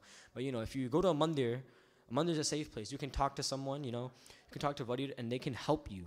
And help is, you know, some people think that, oh, I'm the best, right? So they're egotistic and arrogant. And that's what you come to the mandir for. You come to the mandir to break that ego, to break that arrogantness in you, and, you know, to learn. Because, you know, I'm a person that always likes to learn. I may not look like it, but yes, I like to learn, and I like to study, you know. But, you know, I may not look like it, you know. Do you think I'm just random? No. I like to learn, and I always like to listen to what other people have to say, especially Santos and Motahari Bhaktas, because they always give you advice, and they always lead you on the right path. So if you're in school, right, and as a high schooler, I can say my school isn't the best school when it comes to the environment, because, well, you guys know. And so I can't, so and Swamiji has told me, don't fall into that category, because it's a bad category. Once you're in, you can't get out. So, you know, Jewasang Tewarang, right? We had a couple of shibirs ago where that was the main topic, and we talked about your friend circle. If you have a good friend circle and you stick with the friend circle, that friend circle will come with you and lead you onwards to be a better person. Or if you have a bad friend circle, you know, you can go on and be a bad person, and then, you know, you're not going to be successful in life. That being said, I have my final question.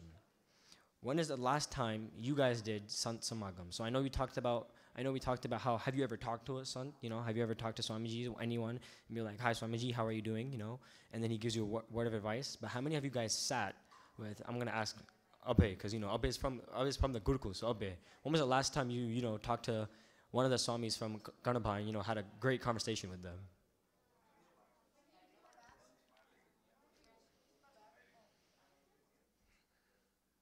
So when you went to India, right, you talked to Swamiji. How long was your last month? So how long was your approximate conversation with your Swamiji?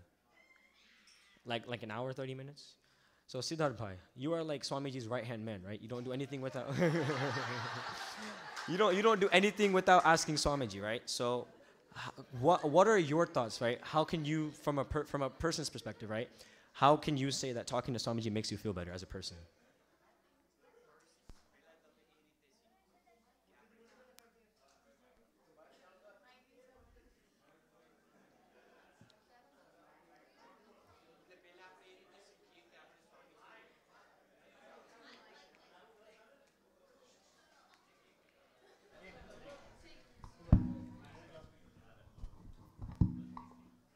એટલે આપણે પહેલા શિક્ષાપત્રીમાં મહારાજે શું કીધું કે નિત્ય પ્રત્યે સંત સમાગમ કરવો એમ. એટલે સ્વામી શું કે અમે રોજ તો આવીએ નહીં અને રોજ તો તમે અહીંયા ના આવો.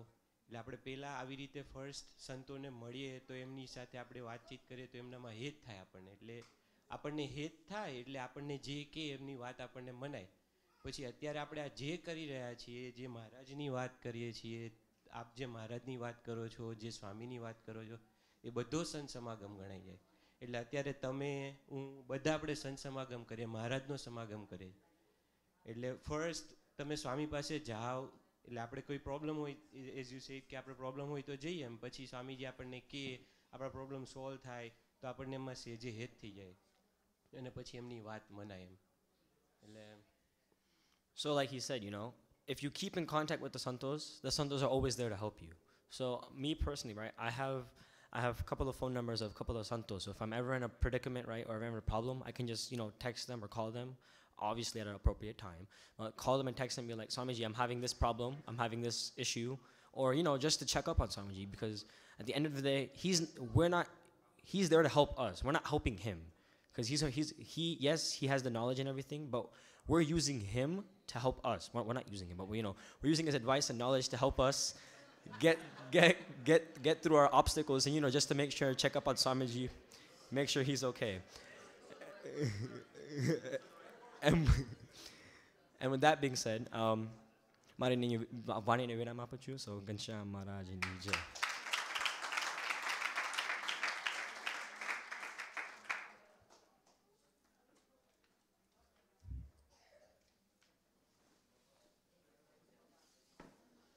So Pujan said, Maharaj made 6 mandirs. Ahmedabad, Vartal, Bhuj, Gharera, Dholera, and Junagadh. And Maharaj has talked about these mandirs in his Vachamruts, right? He said that he made these Vachamruts not only he made these mandirs not only just so we can attend over there and to have a place to do satsang and do bhakti, but also because the bhagats, all the Hari bhagats that helped build the mandir, that was in a way a kind of bhakti, helping make the mandir itself. And when Pujan was talking about association, right, with all these sants, many of these santos live in mandirs, and they, are always there for anything that you need. I remember before we joined the satsang, I used to have this sant that I used to talk to a lot. And every once in a while, what he would do is he would come outside, and he knew the kids always just wanted to play right after satsang. You'd go outside with them, and he'd play basketball. And after like 5-10 minutes of basketball with the kids, he'd be like, okay, you guys have done what you want. Now let's come back inside, and we'll do, a little bit of talk, just us, just the kids. And he'd call them in, and he created almost a friendship with all these kids. And that's what we want to do. We want to be able to, be like, Mom, Dad, I want to go India. I want to go hang out with Swamiji once in a while. I want to be best buddies. That's where you want to get to. And that is the importance of mandirs. And without mandirs, we can't have an area like this. All these luxuries are set up for us, We got mics so we don't have to yell. We have all these lights so you can see properly. All this so you can remember some of the best things some of the speeches that we give here, some of the nataks that we're going to do. All this so you can remember it better. The place itself, the mandir, is associated with memories. And so you coming here, you coming to a mandir, gives you a different type of feeling that you won't get at your home. People say all the time, you go to Karamba, what does it feel like? Just being in Karamba is just a different feeling, isn't it? You feel just content. That's the best word you can use. It's content. You feel like you have nothing else. You don't want anything else. And that's what a mandir is supposed to be. And that's why it's important to, once in a while go to one of these mandirs, come to hall, go to Karamba or something, Now the kids, they have prepared a natak for us. A lot of hard work put in. They've been practicing for a couple weeks. So let's see what their play is like.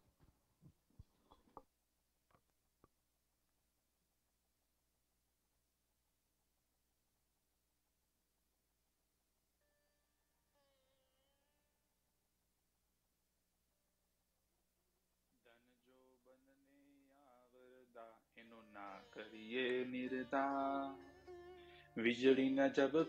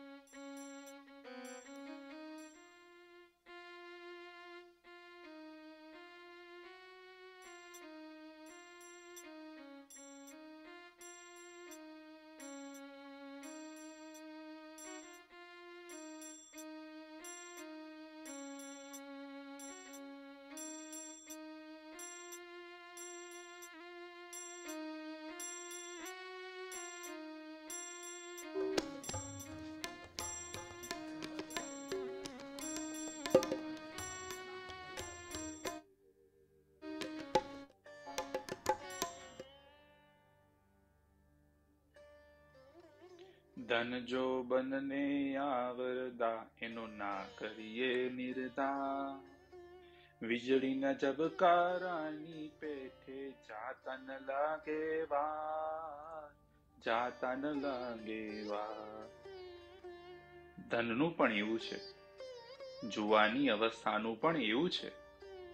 હું જવાની છું તેમ કહે છે. એનું નામ જ જવાની છે. માટે જ્યાં સુધી આપણું શરીર સારું હોય, સત્સંગનો યોગ સારો હોય, ગડપણની રાહ ન જોતા સત્સંગ કરી લેવો, સત્સંગ કરી લેવો, સત્સંગ કરી લેવો. ભક્તો, હવે વાતો રહેવા દો. હું જે કહું છું એ ધ્યાનથી સાંભળો, અને જેને પણ જોડું આવશે એને આ બેરખો છૂટો મારીશું.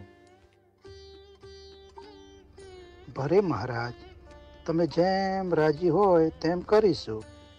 જુઓ મારા વાલા સંતો અને ભક્તો, ભગવાનની મૂર્તિમાં અખંડ વૃત્તિ રાખવી, એથી કઠણ કોઈ સાધન નથી.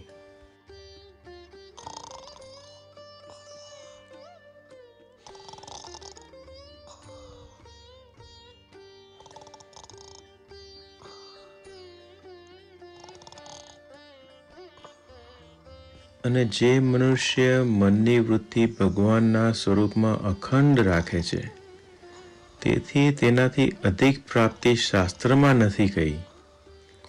કેમ કે ભગવાનની મૂર્તિ છે તે ચિંતામણી તુલ્ય છે.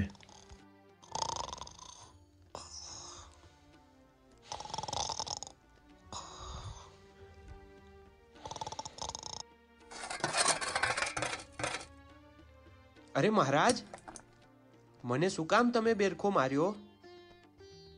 ચાલુ સભામાં તમે ઝોલા ખાતા હતા. ના મહારાજ, ના રે ના. હું તો તમારા માટે કીર્તનની રચના કરતો હતો. જો સ્વામી, તમે સાચે જ કીર્તનની રચના કરતા હતા તો અમને સંભળાવો, તો અમે માનીએ કે તમે નિંદ્રામાં નહોતા અને સાચે જ કીર્તનની રચના કરતા હતા. બોલો. ભલે મહારાજ, પણ મારી એક શરત છે કે હું ગાવ એટલે બધાએ મારા પછી ભજનની કડી ઝીલાવાની. સારું સ્વામી, બધા સાથે જ ઝીલીશું. તો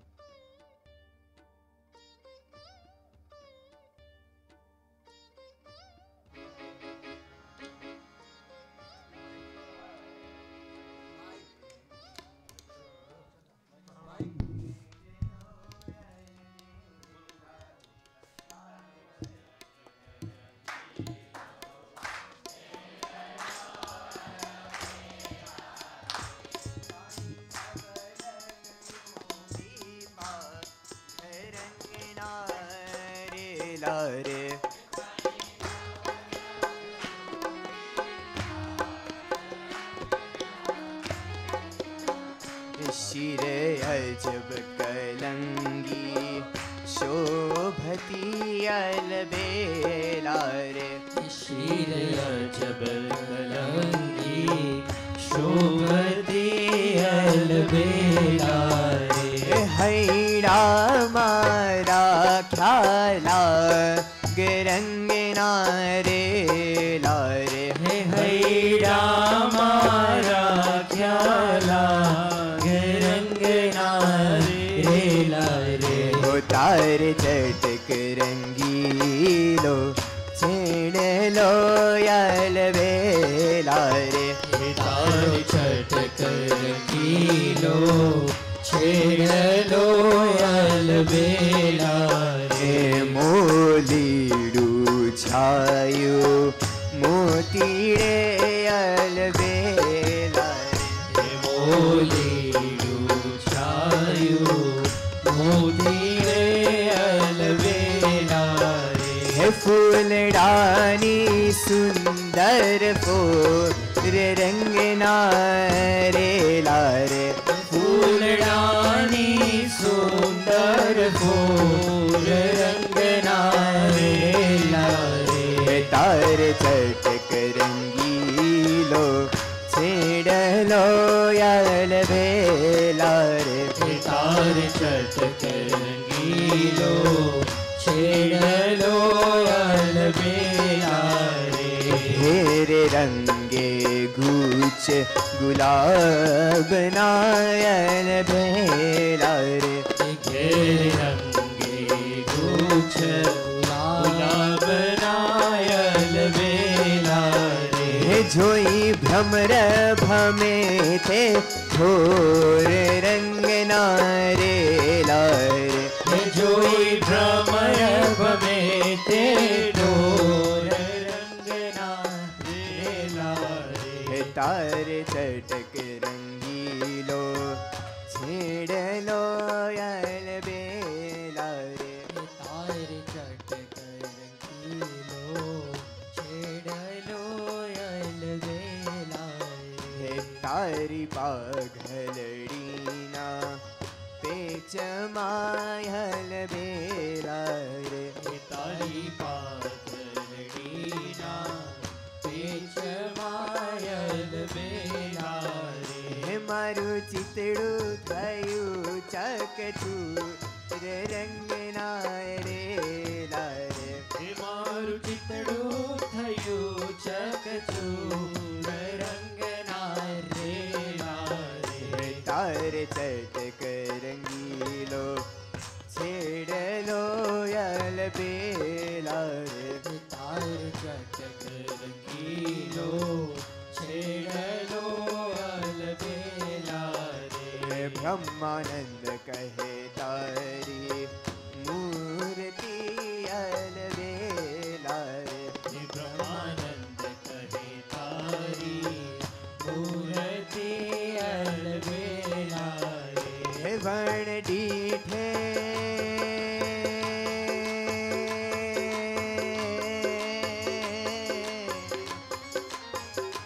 वण डीठे हो वण डीठे हो वण डीठे मेली तूर रंगना रे लारे वण डीठे गेली तूर रंगना रे लारे हो तार चटक रंगीलो छेड़ लो यल बेला रे तार चटक रंगीलो छेड़ लो यल बेला रे काई नवल कसूबी पाघ रंगना रे लारे काई नवल कसूबी पाघ रंगना रे लारे तार चटक रंगीलो वालो छेड़ लो यल बेला रे तार चटक रंगीलो छेड़ लो यल बेला रे तार चटक रंगीलो छेड़ लो यल बेला रे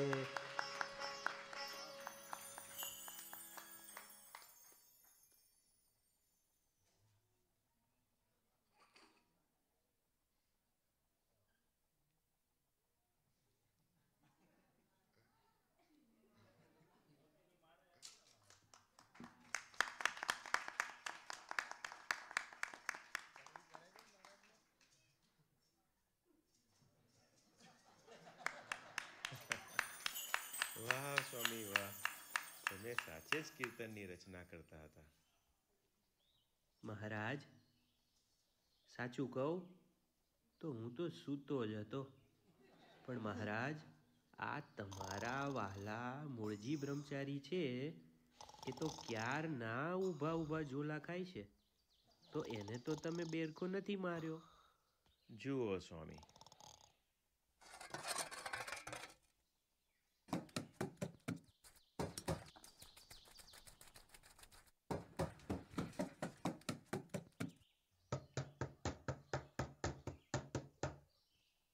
અરે અરે બ્રહ્મચારી, ક્યાં લઈ જાઓ છો?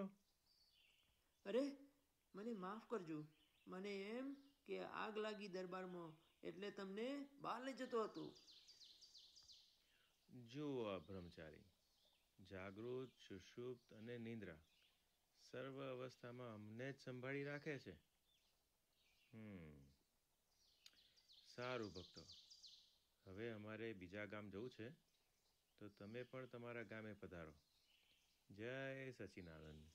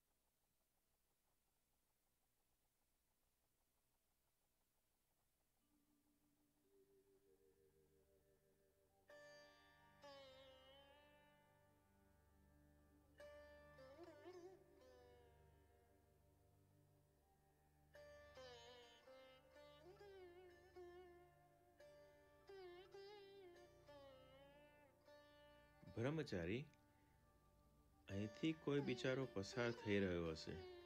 આ એનું જ ઘરેણું પડી ગયું લાગે છે. હા મહારાજ. કોઈ બીજાની નજર પડશે ને તો ચોરી લેશે. તો એક કામ કરો મૂળજી, એના પર ધૂળ વાળી દો, એટલે જે કોઈ ગોતતો આવશે તેને મળી જશે.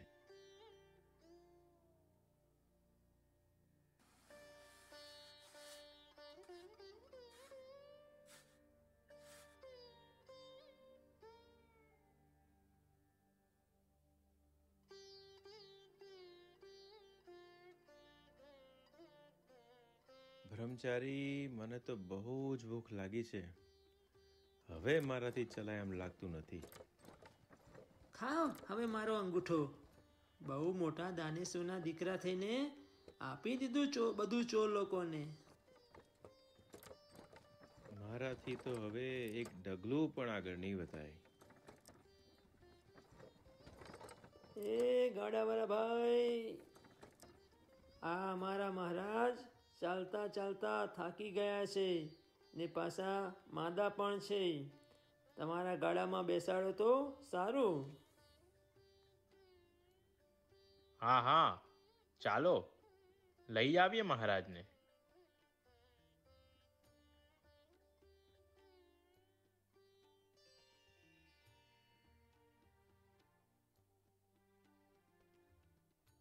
ખબર નહીં, ઘણી કોશિશ કરું છું પણ ગાડું ચાલતું જ નથી. મને ખબર છે શું થયું છે આ તારા ગાડાને. અરે ભાઈ સાહેબ, બોલો ને શું થયું છે? જો પેલો બાવો પાછળ આવે છે ને, એક કામણ ટુમણીયો છે. એને તે ગાડામાં ના બેસાડ્યો એટલે આ તારું ગાડું ઊભું રહી ગયું. એને ગાડામાં બેસાડ તો ગાડું ચાલશે, અને જો ના બેસે ને તો પરાણે બેસાડજે. એ બાવાજી, આમાં તમે બેસો. ના, મારે નથી બેસવું.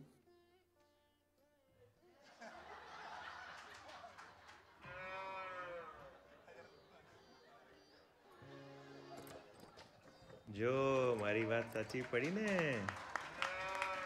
હા મહારાજ, તમે સાચું કહેતા હતા. આ નક્કી કોઈ કામળ ટુમડીઓ લાગે છે.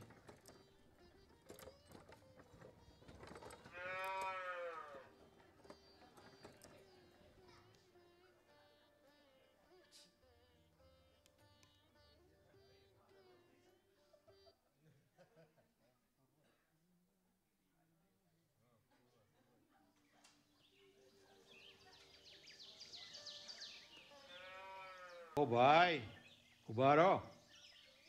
ભાઈઓ, તમે લોકોએ કોઈ ઘરેણું રસ્તામાં જોયું છે? અમે જાન લઈને જતા હતા અને રસ્તામાં ક્યાંક ખોવાઈ ગયું. ના, અમે નથી જોયું, પણ આ ગાડાવાળો એ બાજુથી જ આવે છે. એણે જરૂર જોયું હશે. ઓ ગાડાવાળા, અમારું ઘરેણું આપ, તે સંતાડ્યું છે. એ મારા પાસે કાંઈ તમારું ઘરેણું નથી. ભાઈ બરાબર જુઓ, એને ખબર જ હશે. ના, નથી મારા પાસે. બોલ, ક્યાં છે અમારું ઘરેણું? બોલ, ક્યાં છે અમારું ઘરેણું? બોલ, ક્યાં છે અમારું ઘરેણું? બોલ, ક્યાં છે અમારું ઘરેણું? મહારાજ, એણે તો જોયું પણ નથી. એને શું કામ ખોટો માર ખવડાવો છો?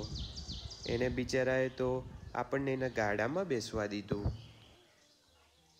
સ્વામી જુઓ, આ ગાડાવાળાને ગયા જન્મમાં એની સાથે વેર હતું, એટલે એની માટે બીજા 3 જન્મ લેવા પડત. પણ અમે એની ઉપર કૃપાએ કરીને થોડી વાર માર ખવડાવીને એ વેર પૂરું કરાવ્યું, એટલે એના જન્મ મરણના ફેરા ટળ્યા.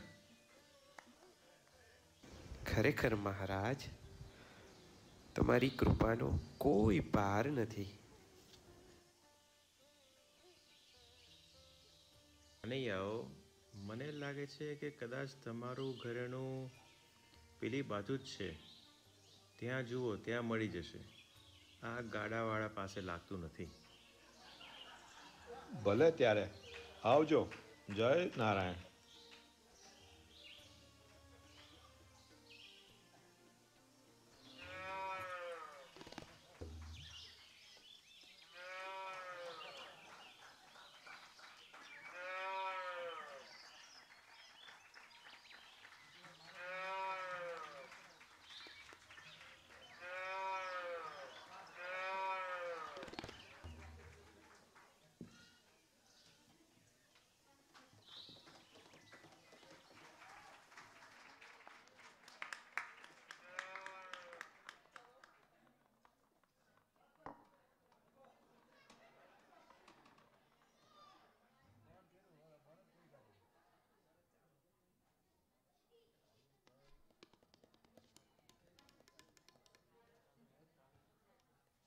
ઘનશ્યામ મહારાજની જય. શ્રી હરિ કૃષ્ણ મહારાજની જય. શ્રી સ્વામિનારાયણ ભગવાનની જય.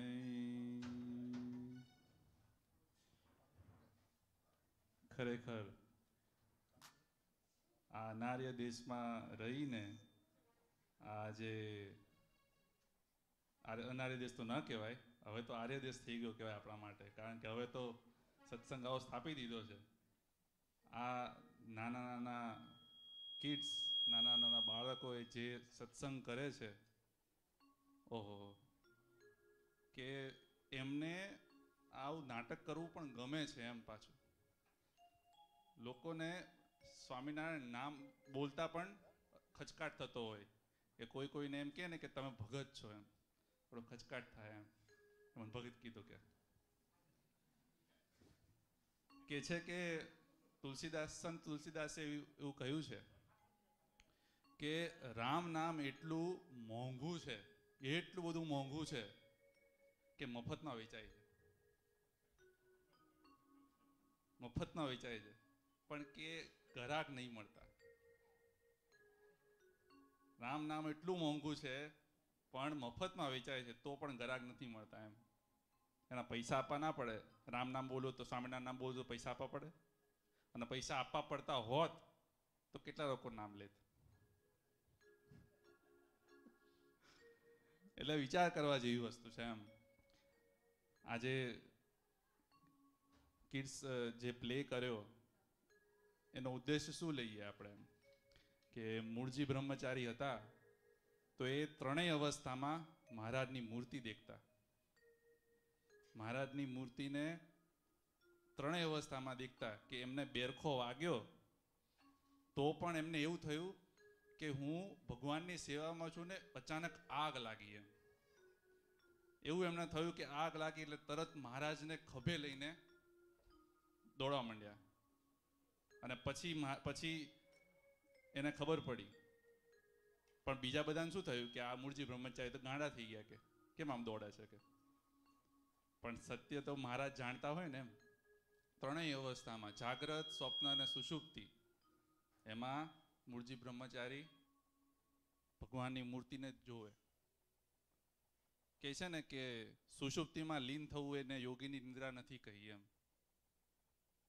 અને જે બીજો જે સેકન્ડ હાફ હતો એનું શું સાર લઈએ કે મહારાજ એટલા દયાળુ છે ને કે તમને શૂળીનું દુઃખ હોય એ કાંટે મટાડે. વિચાર કરો કે આપણે હોઈએ, આપણે સત્સંગમાં ન આવ્યા હોઈએ અને અચાનક ભગવાન આવે ને ભગવાન આપણી આવી કસોટી કરે તો આપણને મનમાં શું થાય? આ તો કે મહારાજ કહેવાતા હશે કે મને માર ખવડાવ્યો કે પેલા જે બળદ ચલાવતો હતો એને વગર વાંકે માર ખવડાવ્યો કે આની પાસે છે એમ. પણ મહારાજે શું કીધું કે આના કે મેં 3 જન્મ ઓછા કરી દીધા એમ. જે 3 જન્મ લેવાના હતા એ મેં આમાં પૂરું કરાવી દીધું એમ. એને માર ખવડાવીને કે કેટલા દયાળુ છે એમ. આપણે વિચાર કરવો. આપણને જો જીવનમાં કાંઈક દેહ કરીને જે 3 પ્રકારના જે ત્રિવિધ તાપ છે એમાંથી તો આપણે મુક્તિ હોય, પણ જે આપણે પ્રારબ્ધનું ભોગવવાનું છે એમાં જો કાંઈક દુઃખ આવે ભગવાનનું ભજન કરતા, ભગવાનનો નિયમ પાળતા પણ, તો એમ વિચારવું કે ભગવાન મારા ઉપર અતિશય રાજી છે. કેમ? કારણ કે સોળી જેટલું દુઃખ હતું કે મરવાનું હતું પણ પગમાં કાંટો વગાડી દીધો એટલું જ દુઃખ આલ્યું છે એમ. ક્યાંક બહાર જવાના હોઈએ અને અચાનક માંદા પડી જઈએ અને બહાર જવાનું આપણે 6 મહિના પહેલા પ્લાન કર્યું હોય કે ભાઈ 6 મહિના પહેલા મારે આ જગ્યાએ જવું છે અને જવા ટાણે જ તમે માંદા પડો તો મનમાં એમ વિચારવું કે કાંઈક સારું થવાનું હશે, કાંઈક ભૂંડું થવાનું હશે, પણ મહારાજે આટલામાં પતાવી દીધું એમ. ભગવાન તો હંમેશા એમના ભક્તની જોડે જ છે. ભક્તને કેમ સારું થાય? નાનું બાળક હોય ને, નાનું બાળક હોય એ રૂમમાં હોય અને સામે ઉઘાડી તલવાર હોય કે ઉઘાડું ચપ્પુ પડ્યું હોય. હવે એને જોઈને એમ થાય કે હું એને પકડું, પણ એની એનો બાપ એને પકડવા દે? ના પકડવા દે. શું કરે બાળક? રડવા માંડે. અને પકડવા દે તો પકડીને રડે અને ન પકડે તોય રડે. એટલે મહારાજ કે અમે એમને સુખ આલીએ એને ન પકડવા દઈએ તોય રડે છે, અને એને પકડવા દઈએ તો હાથમાં કાપો વાગે ને લોહી નીકળે ને રડે. એટલે ભગવાન તો બધું જાણતા હોય એટલે આપણને ક્યાં શું આપવું, કયા ટાઈમે આપવું એ મહારાજ જાણે છે. માતાનું હૃદય કેવું હોય કે કડવું ઘૂંટવું હોય એ માતા જ પીવડાવે. એટલે જે કંઈ પણ આપણા જીવનમાં થઈ રહ્યું છે, અને હવે તો આપણને પૂર્ણ પુરુષોત્તમ નારાયણ મળ્યા છે, આવા સત્પુરુષ મળ્યા છે. આપણને શું લાગે છે કે આપણે સત્પુરુષને શોધ્યા? આપણામાં આપણે શું સત્પુરુષને શોધવા સમર્થ છીએ? આ તો દયાએ કરીને સત્પુરુષ આપણને મળ્યા છે અને આપણને જોડે રાખ્યા છે અને આપણને પોતાની જે કહે ને સંભળીની પાંખમાં બેહાડી દીધા છે કે બેસો, દયાએ કરીને હામે ચાલીને એમ કે તમે આમ સત્સંગ કરો. આ છે આ. કારણ કે અજ્ઞાની જીવ હોય એના ઉપર સંત હંમેશા દયા રાખે કે આ તો અજ્ઞાની જીવ, આને કઈ શું ખબર નથી કે આ શું કરી રહ્યો છે.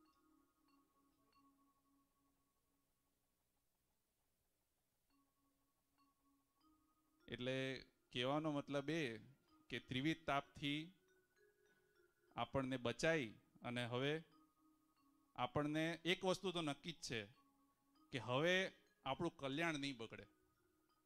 ગમે તે થશે પણ આપણું કલ્યાણ બગડવા નહીં દે. કારણ કે આપણો હાથ કોણે પકડ્યો છે?